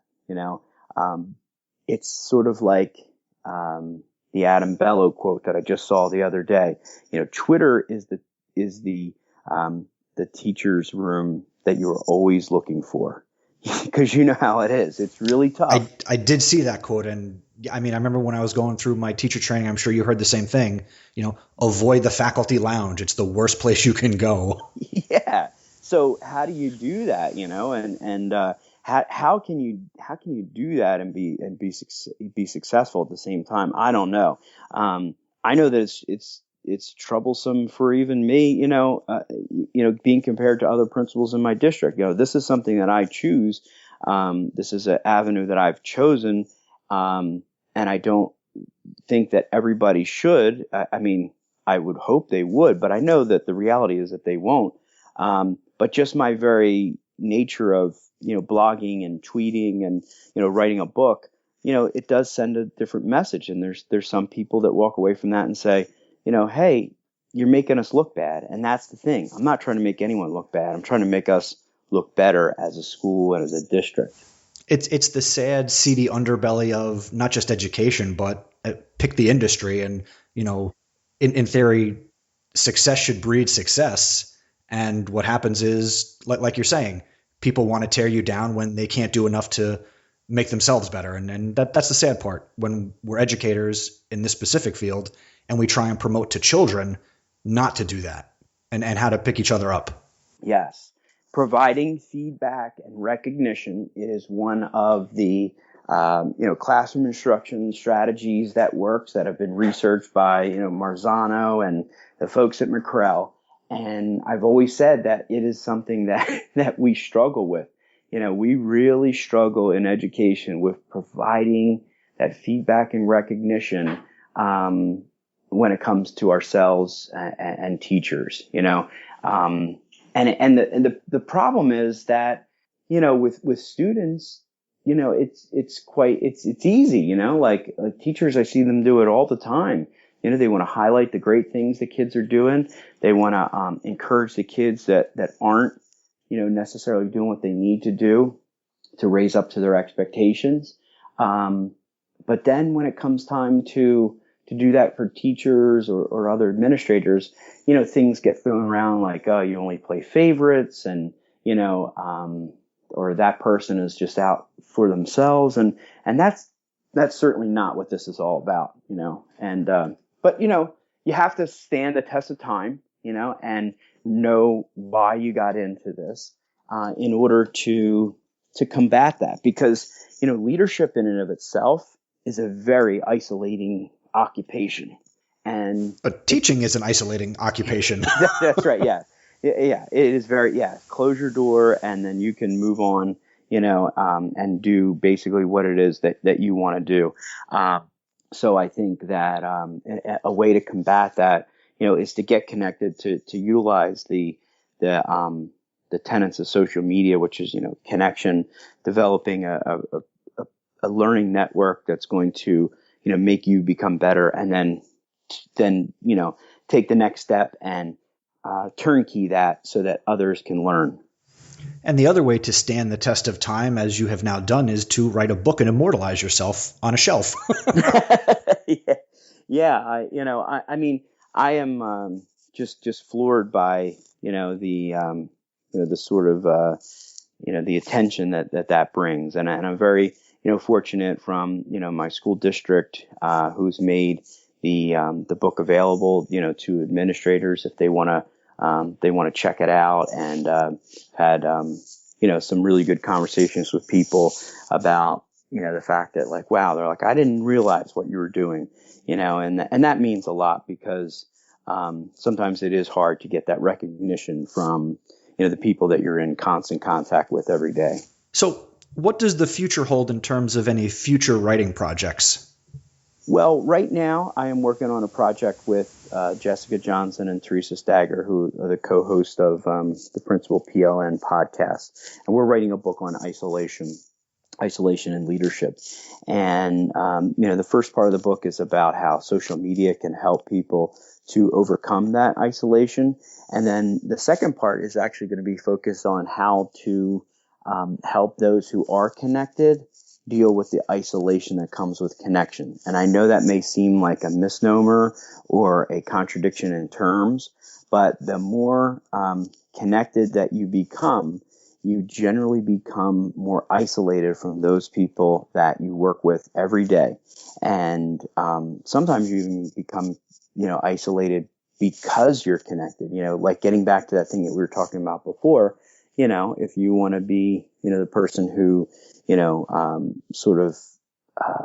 defies what everybody else is doing, the status quo, and you go above that, people can be very, they don't take too kindly to that. So there's a lot of connected educators, if you talk with, who have a real tough time. So that's really the focus that we're doing with that book. The other thing is we're doing a blog 365. About 2 months. You're doing away. Another blog 365? No. You're crazy. No, I'm doing one right now, and I'll be finishing up, at the end of December. And I've been thinking about, what to do with that. So I may look to take that and put it into some sort of either book or online resource about, what's the life of a principal like every single day through a year. So the third book would be In My Own Words by Dr. Spike Cook. Yeah, exactly. Something like that. Or, or a day in the life of, 365 days of a elementary school principal. Something like that. So we've been talking here with Dr. Spike Cook, who has written for Corwin in the Connected Leadership series. It's Just a Click Away. Dr. Spike Cook, where can people purchase the book? You can purchase it on Amazon if you did a search for Amazon or on Amazon Connected Leadership. It's a click away. You can also go to the Corwin site at corwin.com. Or if you just want to go to my blog, drspikecook.com, on the right-hand side, one of the widgets is right there. You just have to click on it, and it'll get you to the place where you need to go. And once again, it's just a click away, Connected Leadership. Thank you so much for taking some time today to talk about the book. Thank you for having me. And I just want to say, keep doing the things that you're doing, Chris. It's really refreshing that the podcasting and the things that you're doing on Twitter, to connect with other people. And, I want you to know that people appreciate what it is that you're doing. Thank you very much, Spike. And I will say what you won't say, and that's go buy his book, everybody. Click on the links, go to drspikecook.com, because we're all lifelong learners, and Spike has put out a great resource to do that. Whether or not you're a leader, we are all a leader in our own way.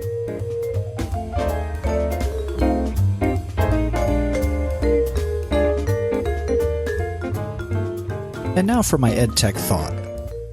No place for technology and education Really? I've seen a lot of articles in the last couple of weeks that talk about that there should not be technology in education. This is a bunch of garbage. And I don't want this EdTech thought to turn negative, but what are these authors thinking? I'm not even going to reference these articles because I completely disagree. As much as I love technology, I like to think that I'm pretty grounded, and most teachers don't force technology down their students' throats. Are there some educators who do that? Absolutely.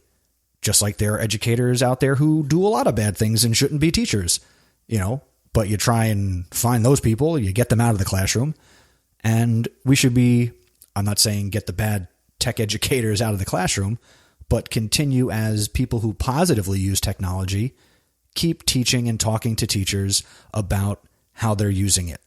And there is absolutely a place for technology in education. I should probably stop there. And I will. So that's my EdTech thought, basically. There is a place for technology in education. Keep it short and sweet, right? So let's move on, and let's go over and let's hear the EdTech recommendation for this episode.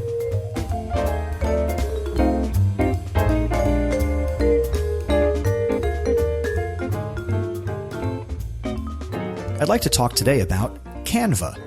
Canva.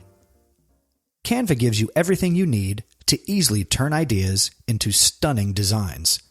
You can create designs for web or for print, such as blog graphics, presentations, Facebook covers, flyers, posters, invitations, and so much more. You're really only limited by your creativity.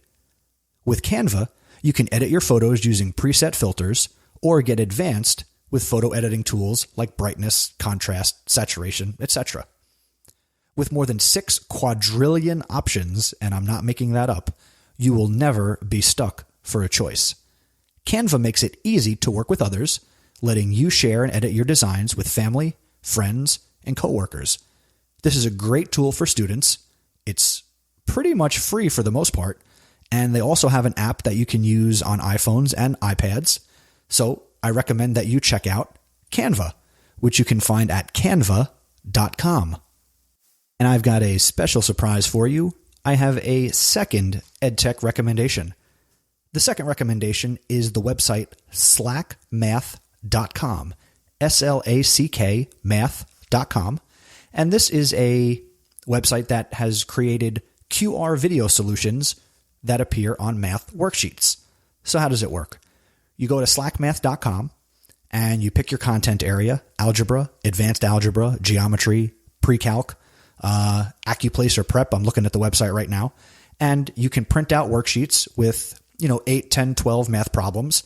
And each math problem has a QR code that, when scanned by a student, will open up a YouTube video that has the solution of somebody working out that problem. And that's really great. How can you make it even better? Take this concept and you could make your own. Let's say you have some custom problems that maybe you look at these worksheets and they don't exactly work. You can make your own. Make your own video, find another video, use the problem, design your own graphic sheets that have the QR codes. And you don't just have to limit yourself to using this concept in math. For example, you could do it in social studies where, let's say you have a political cartoon. You want the students to analyze it. Have them analyze it, and then check somebody else's opinion by putting a QR code that links to a video about somebody talking about that cartoon or even that topic that the cartoon might be about. I think that's pretty cool. If you think that's cool, try it out and send me your feedback. There are a number of ways to get in touch with me, but the quickest way, you can send an email to feedback@chrisnesi.com, and I'd love to hear how you are using Canva, or if you check out SlackMath or make your own worksheets, how is that working for you? I'd love your feedback, so send it on over. And that's my EdTech recommendation.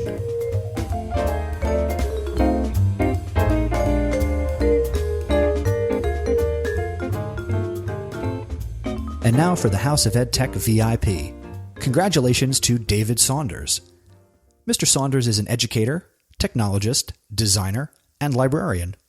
Mr. Saunders has his bachelor's in theology from Gordon College and his master's in education from Lesley College. David is a Google certified teacher and trainer who has previously taught elementary and middle school language arts, math, and social studies.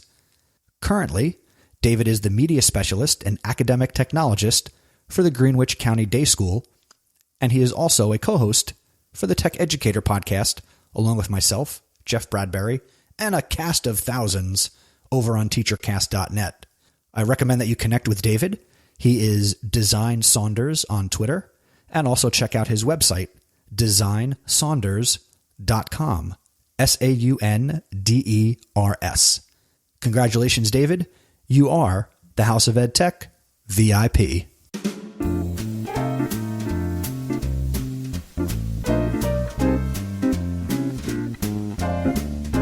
And that's going to do it for this episode of the House of Ed Tech, which was brought to you today, once again, by Today's Meet. Check out todaysmeet.com/houseofedtech. Keep the conversation going and visit my website, chrisnesi.com. Over on the website, you can review the show notes for this episode, number 25. And I would love your thoughts on the information and resources shared in this episode. Leave a comment on the show notes or email the show feedback@chrisnesi.com.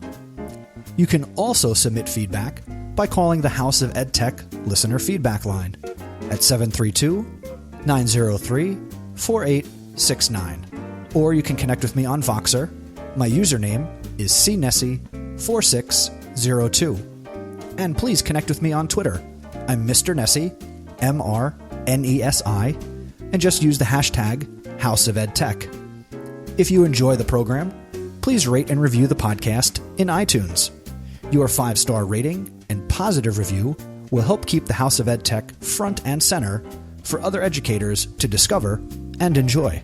Now, the 1-year anniversary and episode 26 is finally upon us. There is still time to submit your tech tool for the first annual House of Ed Tech Smackdown. I've received a number of great submissions already, but I still have room for a few more. In 2 minutes or less, share your favorite tech tool, app, or tip that other educators need to know about. There are a few ways you can get me your submission. You can click the SpeakPipe button on the website and send me an audio file that way.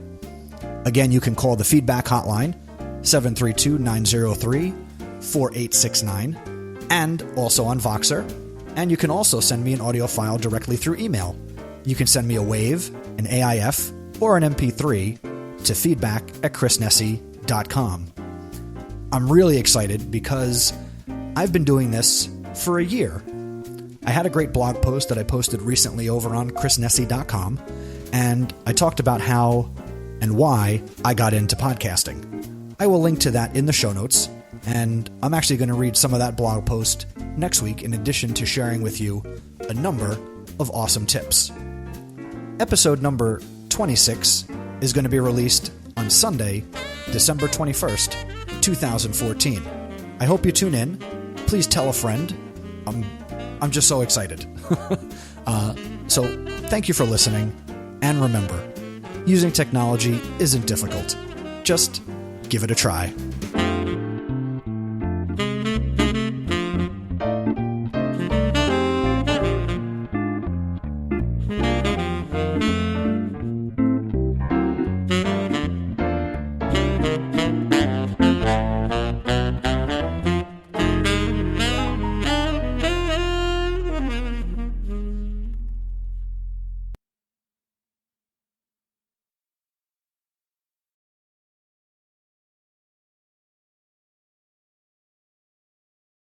Hey, I'm Miles, and you're listening to the House of Ed Tech with my daddy, Chris Nesi.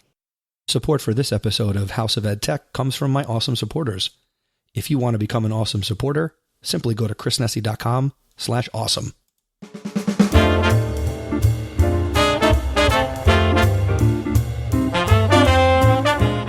Welcome to the House of Ed Tech podcast. I am your host, Chris Nesi. The House of Ed Tech explores how technology is changing the way teachers teach, and the impact that technology is having in education. I discuss technology that is changing our classrooms and schools, and I share tools and tips that you can hear today and use tomorrow. You're going to hear the stories of teachers, leaders, and creators just like you. The purpose? Whether you use it or not, technology is changing the way you teach and how your students learn.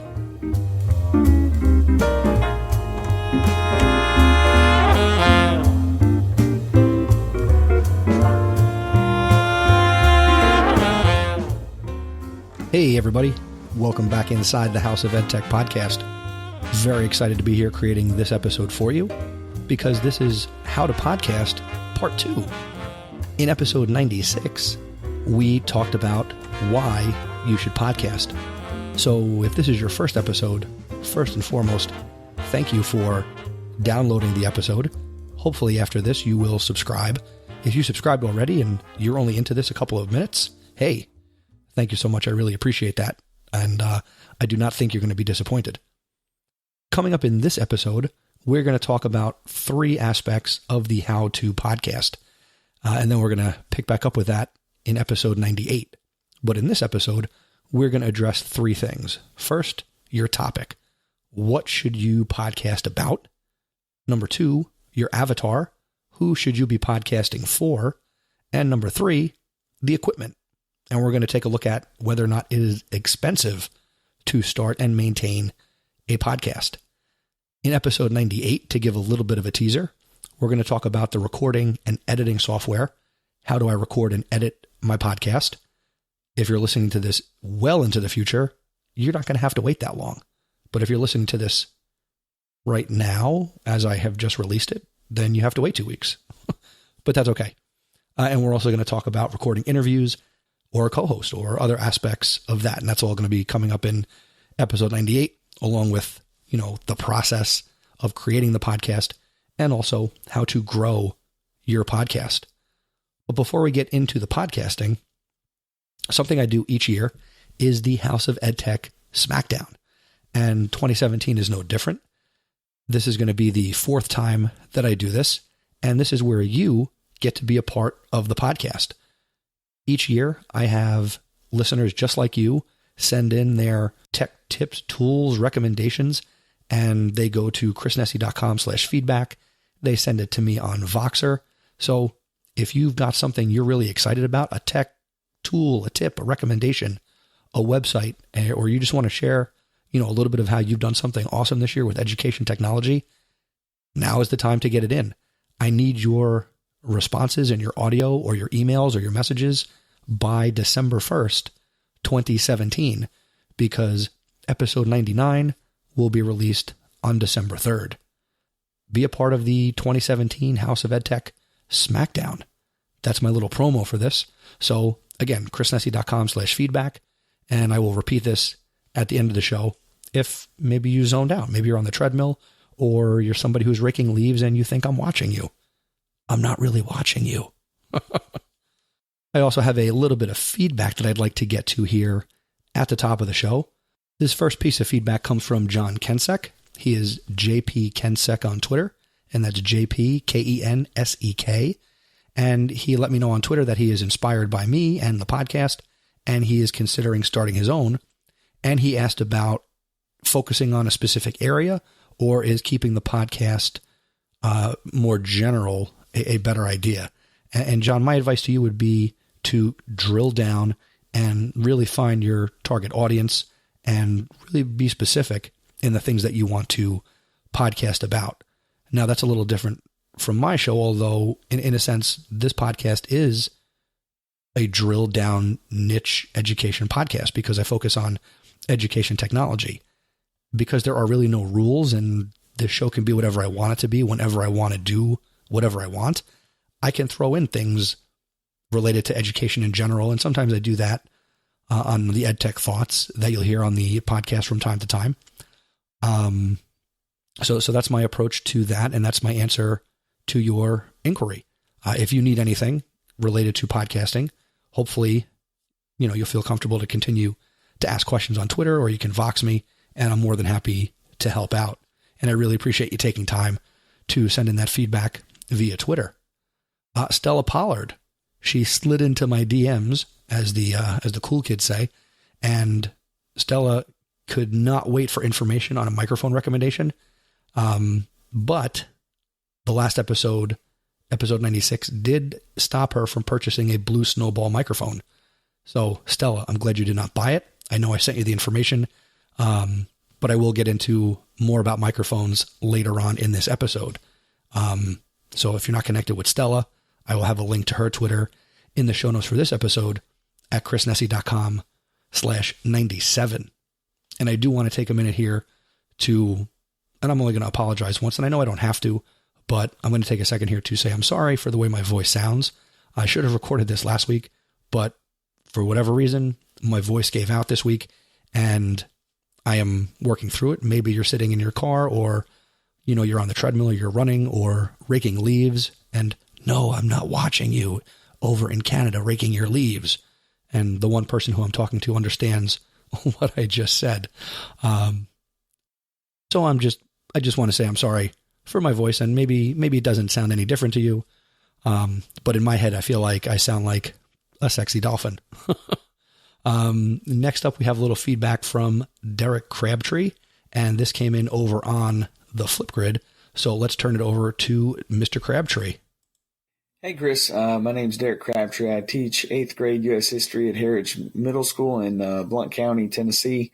And just wanted to say how much I really enjoyed your last episode on why you should podcast. And it really kind of resonated with me, and wanted to share that it's kind of got me interested in starting my own podcast. And I'm really looking forward to the next episode about the hardware and the software and the how-to kind of side of it. But I just want to say I really enjoyed what you're doing. Started getting into podcast with the Google Teacher Tribe, another show that you produce, and I think that's you guys do a great job with that. I'm really looking forward to connecting with other professionals and really just sort of sharing ideas that I have as a technology teacher leader in my own school district, and hopefully being able to start this process and connecting with people help me find my own professional voice as well. So just wanted to say that I really enjoy what you're doing. I really enjoy the shows that you produce, and I think podcasting is a great idea to get your thoughts out there and connect with people, and really kind of grow as teachers and educators and school leaders. So again, thanks for what you do. Really do appreciate it. And if you feel like following me, it's at Crabtree HMS on Twitter and Instagram. Thanks. Thanks a lot, Derek, for checking in via Flipgrid. So let me just throw in the plug there. If you want to check in via Flipgrid, just go to chrisnesi.com/Flipgrid. And again, Derek is on Twitter and Instagram. You can connect with him at Crabtree HMS, and that's CRABTREEHMS. And hey, Derek, I'm really glad that you're into starting somehow, some way, some shape, some form of getting into podcasting. And yes, here in this episode, we're going to talk again all about the what, the who, and we're going to get into the equipment as well that I feel is tried and true and feel very comfortable recommending basically what I do here for the House of EdTech. And, you know, as you mentioned, Google Teacher Tribe to get that going and, you know, support Matt and Casey in their efforts as podcasters. So thanks, buddy. Thanks for checking in, and don't be a stranger. Next up, we have some feedback from Louis Soper, and this came in via SpeakPipe. Take it away, Louis. Hey, Chris. My name is Louis. I'm a social studies teacher from Lancaster, Pennsylvania. I just want to thank you for all that you're doing for teachers through the work of your podcast. I've been listening since probably the beginning of this year, and I've just been inspired by so many of your podcast episodes. I've listened to everything this year, and I've been going back through the archives whenever I can. So over the summer, you had an episode 91, where you had Mr. Nagel on the episode, and you talked about how to use technology when you are not in the classroom. And this video-oriented idea just really stuck with me, got my gears turning, and my ideas for my own classroom kind of going. So, of course, I'm not going to be absent all the time, but I was able to apply this past week. I was out of the building for a planned PD afternoon, and I was able to leave my lesson plans for my students and my substitute via Flipgrid. It was awesome. The students were completely on the same page as the substitute. They knew the exact expectations that needed to be left. So it was awesome. And I am absolutely going to do this in the future when I can.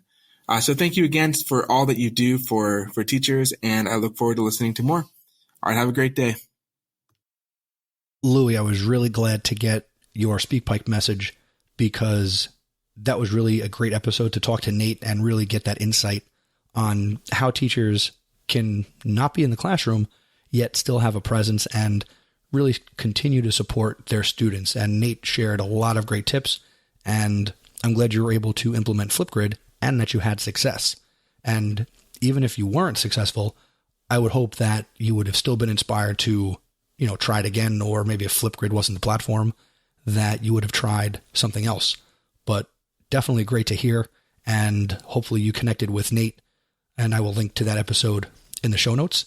And thank you for taking time to participate here on this episode and take the time to send the message in via SpeakPipe. Really appreciate it, Louis, and I'm glad to be connected to you.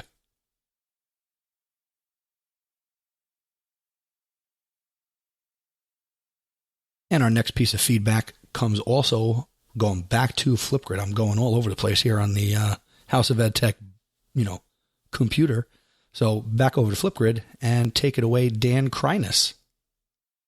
Hey, Chris, it's Dan Kreiness. I wanted to say how much I love your show, and I've really been enjoying this mini series of episodes that you're doing on podcasting.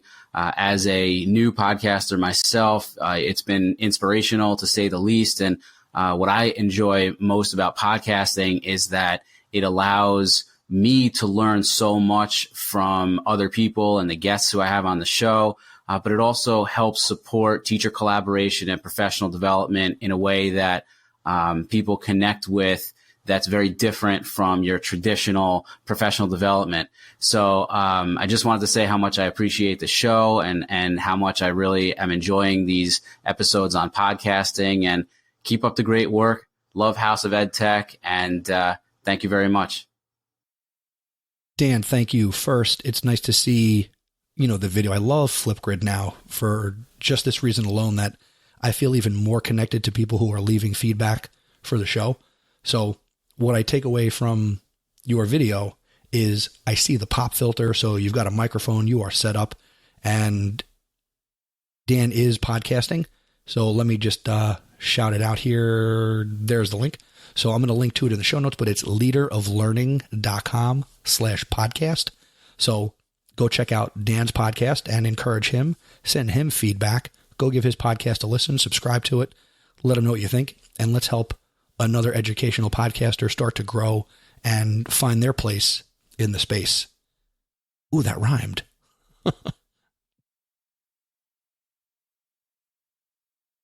And while this while this next piece of feedback doesn't rhyme, it's always nice to hear from the great Lynn Smargis from Utah. And as I record this, she's actually getting ready to appear in Pennsylvania at the National AMLE Conference. But let's hear what Lynn has to say. Hello, Chris Nesi. This is Lynn Smargis from Park City, Utah. I'm teaching in Magna, Utah right now at Scott Matheson Junior High, and I'm teaching technology, some CTE, digital literacy. And I wanted to comment on your episode 96. I'm super excited that you're talking about how to do podcasting, because that's something I'm going to be getting into in the near future. And so thank you for doing this. I'm really excited to hear your next two episodes. And I really loved episode 96. So thanks for all your work. And I'm excited to see you IRL at AMLE this year. So I will talk to you soon. Yeah, hopefully we can work that out. I'm not scheduled to attend the conference, but, I do like Philly. They have cheesesteaks, and I do like to eat. So hopefully we can work out, Lynn, an opportunity where we can get together and break cheesesteaks. Hopefully. We'll see what happens. I got to reach out and actually talk to you. And this last piece of feedback comes to us from Beth Campbell take it away, Beth, as we get ready to roll into today's topic. Chris, this is Beth Campbell. I'm with the Pleasant Valley School District in Bettendorf, Iowa, and I appreciate you being willing to answer a few questions that I have. I appreciate all of your work with podcasting, and I listen to them, and I'm grateful for your words of wisdom. I think at this point in time, I am just looking for some additional advice as we move forward. We started podcasting, especially with students last year, and we are looking to find a host that can have multiple RSS feeds and really trying to figure out which equipment that we can use to just really improve our sound quality and also then manage multiple podcasts. A lot of ours are very short, but we want to put more of that control in students' hands as well. So anyway, I'd love to connect later or hear anything that you have to say about especially sound quality and a hosting platform for multiple RSS feeds. So thank you very much. All right, Beth, first, thank you so much for reaching out. And Beth reached out to me via Voxer, where my username is, surprise, Mr. Nesi, MrNesi. So if you've ever got feedback or want to get to me via audio, that's a great way to do it because I've always got my phone with me and I check Voxer all the time. But Beth, the thing that I want to address really quickly and upfront from your question is the multiple RSS hosting and hosting multiple podcasts. And I have two recommendations for you to consider, which go a little bit beyond the scope of this episode and possibly even the next episode. But hey, we're talking podcasting, so I'm happy to talk about it. So the two things that I would recommend. First, consider checking out Spreaker, SPREAKER.com. On one Spreaker account, whether you use their free account or their paid plans, you can set up multiple podcasts in one Spreaker account, and each podcast would have its own RSS feed, and you could have one account. Now, with the free plan, you have, I believe, 5 hours of recording time, and then when you hit that 5-hour limit for uploading content, you would then have to take away older episodes. So you get more storage if you pay money using something like Spreaker, but Spreaker makes it real easy under one account to set up multiple podcasts and have, especially students, having the ability to create their shows. So that is one way to do it. The other way that I would recommend would be if you use self-hosted WordPress, there is a great plugin called Seriously Simple Podcasting, and it will allow you to create multiple podcast categories. I guess that's what we'll call it. And each time you publish a blog post with the audio attached to it, you would be able to choose which podcast it was going out to. So each of the many podcasts would be on one website, a self-hosted WordPress site, but the individual podcasts would have their own RSS feed and their own subscribe pages and their own category on a website. So you could kind of bring them all together using the category feature on your WordPress menu building area. So that would be my two ways to do that. All the other things that you asked about, those things should be answered and addressed within this episode and the next episode.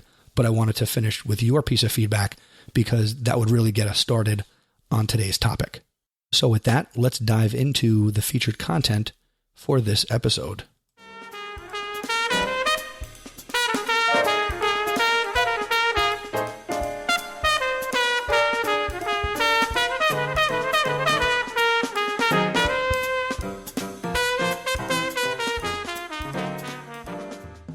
All right, so the featured content for this episode, again, we're talking about three things.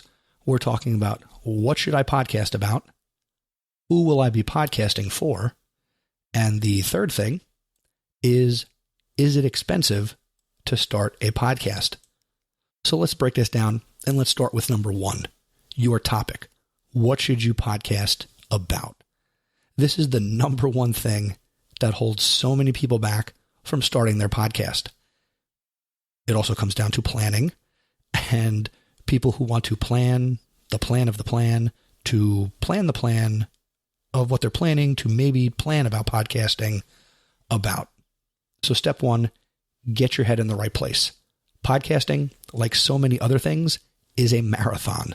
Podcasting is not a sprint, not by any stretch. So, is there something you believe you could talk about for hours on end? Are there other people who also have an interest in this topic? When you do settle on a topic and can answer those questions, you have to make sure it's something that excites you. And not just something that excites you now, but something that you could see exciting you in 6 months, 18 months, or in my case, 4 years from now. So this is the me from 2013, 2014 talking to you, who hasn't lost his passion or excitement for educational technology. I was excited when I planned and launched this back in, the fall of 2013 and published episode 1 back on January 5th, 2014. I haven't lost that desire. I haven't lost that passion. And I don't see myself losing that passion anytime soon. In essence, the passion that has grown from this has been my desire to create new podcasts. I'm toying with starting another podcast that has nothing to do with education, because I'm not just about education. I've got the family, I'm into sports, I'm into a lot of other things besides education technology. But I haven't rushed into that process because I don't want to just start a show and, it kind of fizzles out. It's got to be something that excites me. So I am living that right now as I debate, what else could I talk about? What else do I want to talk about? And creating this podcast has been incredibly valuable in terms of how I use my time.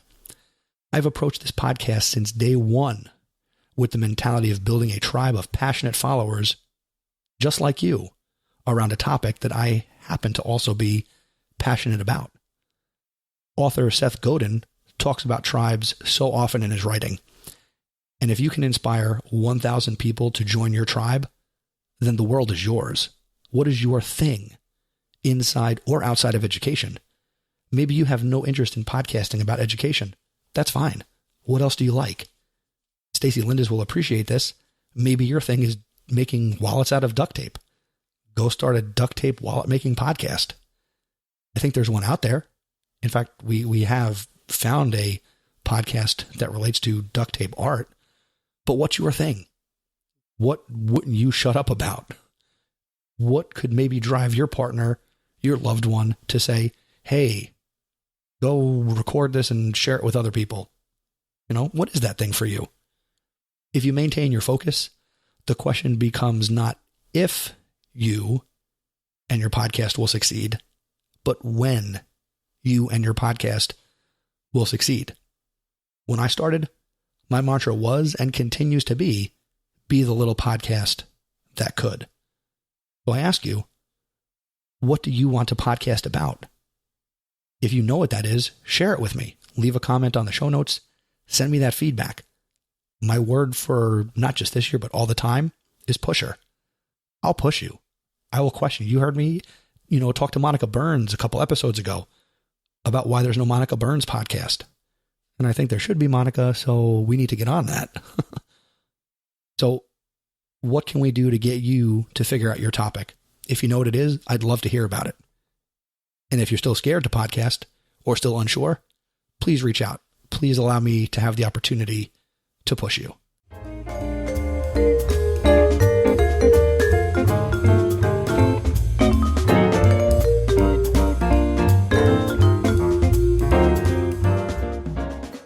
Number 2 in this episode of basically kind of setting up what you're going to be doing with a podcast, the number 2 question is, who will you be podcasting for? This is the biggest mistake that many podcasters make at the onset of creating their podcast. They don't know who they're podcasting for. Now, your avatar is your one perfect listener. Your avatar is the one person who will listen to your podcast and ask him or herself, was this podcast created specifically for me? I feel like the host is talking directly to me, addressing my pain points, and giving me valuable information on how to move past my biggest struggles or the biggest questions I have. You are my avatar. You come to listen to this podcast because you're interested in education and technology and doing more with education technology in your classroom. Maybe you already do that, and I'm just another voice of reason. Or maybe you're sitting in the car right now and you're like, you're an idiot, and you used me to yell at me. That would be kind of fun. Hey, if you ever have yelled at me while you're in the car, please let me know. I would love to hear about it. Now, the reason why this is a struggle is because if you try to create a podcast that resonates with everyone, you will resonate with no one. That's why this isn't the House of Education podcast, because I cannot appeal to everybody who's interested in education. I cannot please everybody with my own points of view. And again, that goes back to maybe you've yelled at me while you listen to the House of Ed Tech. This is, this has to take us back to the concept of building your tribe. Build a raving base of loyal listeners like you. You're loyal, and I thank you for listening. And if this is your first episode, I need to, we're going to take some time. We're going to get to know each other. But ultimately, you're going to be included in what I'm doing here. And actually, if I can invite you to be a part of the party in another way, I do have a budding Facebook group. Come over to chrisnesi.com/Facebook and join the Facebook community that's built around this podcast. I'm building it. I'm slowly learning and researching how to build a vibrant Facebook community, and you can help me do that. So if that's something that interests you, if you spend time on Facebook and you allow education to cross over into what you do there, please come and join the group. I would be happy to have you. And there are lots of great people, former guests who are members of the community, and we have some great conversations over there as well. This will only be possible, and again, getting back to the main point, this is only going to be possible if you know your avatar inside and out, and you base every decision from this point forward on what your avatar would want. So that's where we get into talking about things like length of episode, the frequency, how often are you going to publish? Is your show going to be interview-based? Is it going to be topic-based? For me, if you've been listening for a long time, you should be able to answer those questions about this podcast. If you've never thought about it, let me explain. The length, I only make these episodes as long as they need to be. They vary in length. The episodes where I don't have a guest, I don't stretch it out. I don't make up stuff. I don't try and make it 60 minutes or go long. If I have an interview that's really good, I don't break it up to make multiple episodes out of it. I give it to you in one shot because it's time shifted. I don't expect you to always listen in one shot. And there may be episodes that you don't even finish. That's okay. Because at any point you can come back. It's a podcast, people. It doesn't matter. Frequency. Why do I do the show every 2 weeks? Because that's what the rest of my life affords me to do. If I could create this weekly, I would. But I don't have the time or the energy to create quality content on a weekly basis. That 2 weeks allows me to, do my full-time job, work at Rutgers, play with my children, and be involved in some of the other podcasts that I produce. So that's why this only comes out every 2 weeks. One day, could that change? Sure. Probably when I'm retired and I could just talk about anything related to education technology, and I've got the time to devote to it. Interview-based. The reason I do interviews here on this show is because I want to learn from the brightest minds out there. And that's why I bring on, in my opinion, wonderful people. So that's why I do interviews. And I can't always get an interview, and that's okay. I don't think anybody comes here expecting that it's going to be an interview all the time. But I know there are some people who do appreciate that I have spoken to a lot of really great people. And or is it topic-based? This podcast is niche. It is education technology. And I have been able to work in through the EdTech thoughts, some other aspects of education, a little bit of a monologue here and there that is not driven by the guest or an education technology topic. And that's okay. It's my show, and podcasting, and I've said this in presentations before, podcasting is like the Outback. There are no rules. It's just right. There are just best practices, but there is not one formula that I can tell you that will give you a successful podcast or make you love podcasting. You may listen to this advice and decide, okay, I want to try it. And then do an episode or find out, hey, this is really hard work. And you might quit. And that's okay too. But you would have an experience and be able to talk about that experience and incorporate that experience and learn and move forward. That's what podcasting can do for you. It can help you move forward. For me, I'm moving forward in my learning and creating. And I'm really proud of that.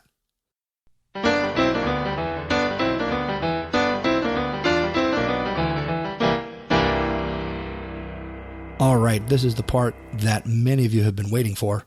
And let's talk about equipment. Let's talk about the gear. Let's get nerdy. Is it expensive to start a podcast? No. Could you make it expensive? Absolutely. My complete list of recommendations for podcast equipment can be found on the show notes page for this episode, and that's at chrisnesi.com/97. First off, I really want to focus on breaking down barriers. Podcasting does not have to and shouldn't break your bank. Now, it could. You may very well be sitting on a couple of $1,000 and it just might be burning a hole in your pocket to start a podcast. But I'm not here to spend thousands of your dollars. Podcasting does not need to be done in a professional studio with a glass panel and sound absorption panels and mixers and sliders and buttons and microphones all over the place. You're living in a time where all you need is a microphone, preferably a dynamic one, and a computer. But if all you have is your phone, you can podcast from your phone, and it will be okay. The microphones on phones today, as we record this in the fall of 2017, phone microphones are pretty darn good. But you could invest a little bit of money utilizing your computer, and you can do it. And that's all you need by way of physical equipment, nothing else. My own setup. I have the microphone that I'm speaking into, which I will refer to in a second, but I don't have a mixer. I don't record into a digital audio recorder. I go directly into my computer. So let's talk about this. There are two types of microphones that I recommend for podcasters, and they are the ATR 2100 and the AT 2005, both from Audio-Technica. The ATR 2100 is a great dynamic microphone. I'm not talking into one because I'm talking into the AT 2005, which is also a dynamic microphone. Both of these microphones are dynamic, and they are both XLR and USB. XLR is if you've ever plugged in a microphone cable in your cafeteria or your gym or your theater, this is the cable that you connect a microphone with. USB, we've all used a USB cable for something, and this microphone allows you to connect it directly to your computer via either of these. XLR would go into a mixer, and USB allows you to connect the microphone directly to your computer. And they are truly all you need microphone-wise to have amazing audio quality. My audio quality sounds bad today because my voice sounds bad. I have a little bit of a cold, so maybe you've noticed it, maybe you haven't. I don't know. But please don't tell me if you hated this episode because I sound funny. But these microphones, they're good microphones. I'm staring across over at where Caitlin sits, and that's where I have the ATR 2100 set up. And the ATR 2100 is what I will take around with me if I do mobile podcasting, which I do either on my laptop or I do mobile podcasting right on my iPad mini with the Apple camera kit, and I can connect these microphones directly to an iPad. Because they're USB, they work on Windows, they work on Mac, they work on Chromebooks. So whether you're looking to do this for yourself or you're looking to do this in school with your students, these are great microphones, and they're not expensive. The AT 2005 is an $80 microphone. Now, I know that doesn't sound cheap, but when you could spend hundreds or thousands of dollars on a microphone, it's a really good deal. The ATR 2100, that is a $60 microphone. Depending on the day, keep your eye on Amazon, and maybe you can find them at a discount. If you want to hear what either of these mics sound like in action, hey, it's what I use. So if you've heard episodes, obviously with me, you hear a lot of the AT2005. Any of the episodes that both me and Caitlin are on, you're hearing both of the microphones. So these are top-notch microphones. Again, I use the AT2005 for all of my in-studio recording. And when I say studio, it's an extra room in my house. And I do not have sound treatment, but because it's a dynamic microphone, it allows me to talk directly into the microphone. And if I was to not talk directly into it, the microphone is not going to pick it up. Whereas the other type of microphone, a condenser microphone made for music and picking up all sorts of sounds and has a wider range of frequencies that it'll pick up, that wouldn't work here. It would be more echoey. You'd get a lot more room noise. And this microphone that I'm talking into right now just doesn't do that. Now, I mentioned that I don't have a mixer. What I do use on my Windows computer is a program called Voicemeeter Banana, and it is a virtual mixer. It allows me to reroute the sound on my computer, and there are lots of videos on YouTube about Voicemeeter Banana or Voicemeeter, and I'll link to it in the show notes at chrisnesi.com/97. But what it lets me do is it lets me almost program by program, whether it's my browser or Skype or Google Hangouts or the program I use to do the sounds and pull in the voicemails and everything called Jingle Palette. It lets me virtually route those sounds into my audio. And I'm not doing it with a physical mixer, but I can mute my microphone. I can change the volume of it, and it's free, or it cost me a couple of bucks because I donated. It's donationware, where I got some extra virtual audio cables that allow me to do a little bit more. And I'm really excited because I think by the end of 2017, they're going to release a new version of Voicemeeter Banana, and they're changing the name to Voicemeeter Potato for all that I know. And it's going to be even more robust, and it's still going to be a free piece of software that lets me record. And actually, that's what I'm recording into right now. It's got looks like a little cassette tape, and that's what's recording. So I can see that I've been recording for 45 minutes as I say this sentence. I don't know if it's 45 minutes as you're listening to it because I'm going to go back and edit it, but that's one thing that I have. Jingle Palette allows me to pull in all the sound effects. So, if I'm working on, Podcast PD, I can very quickly pull in AJ Bianco. Here we go. Computer, Lego Batman here. Play Podcast PD. Or, we had Don Wettrick on that show and we got a little audio bumper. Take it away, Don. Hey, everybody, this is Don Wettrick, author of Pure Genius, Creating Culture of Innovation, and you are listening to Podcast PD. Thank you, Don. But again, this is a great free program for Windows called Jingle Palette. Now, the equivalent that you could use on an iPad is called Boss Jock Studio. There is a free version called Boss Jock Junior, which allows you to load up sound effects and you can record into the app on a mobile device. Boss Jock Studio or Boss Jock Pro, I forget what's the official name. We'll just say Boss Jock Studio on iOS for iPhone or for iPad. Lets you, again, you can connect the microphone right to it, connect your headphones, load up interviews, load up your music, and you could record.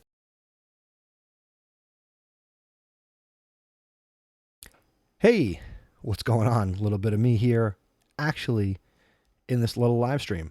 So I hope you enjoyed a full episode, the episode into the iPad I'm going to try or this into your iPhone. It's really cool. I can maybe. I know that many of you, as you listen to this, you might be taking notes, you might be re-listening, and you might be going back. Now it's time to record episode if you've got questions, of the House let me of just EdTech promo podcast. This now. Any question you have about podcasting in education, in general, on Monday, with students, September 30th, I am going to be whatever the case may be, International send me your Podcast question. Day. Whether it's through SpeakPipe, exciting. Whether it's I'm through be doing some live Voxer, streaming right here go to chrisnesi.com/feedback from 9 a.m. send me your audio to message, 11 a.m. and I Eastern will time. do my best to answer as many questions as I can my favorite on the next podcast. episode, along with what I'm going to be talking about. Your favorite podcast. And again, on episode 98, we're going to talk about how to record your podcast, on Twitter, how to edit your podcast. I look forward to hanging out with you. If you have guests, if you want to have a co-host, and really the process of creating a podcast from start to finish, as well as a little bit about how to make your podcast grow. So I know and I feel like a little scatterbrained as, I had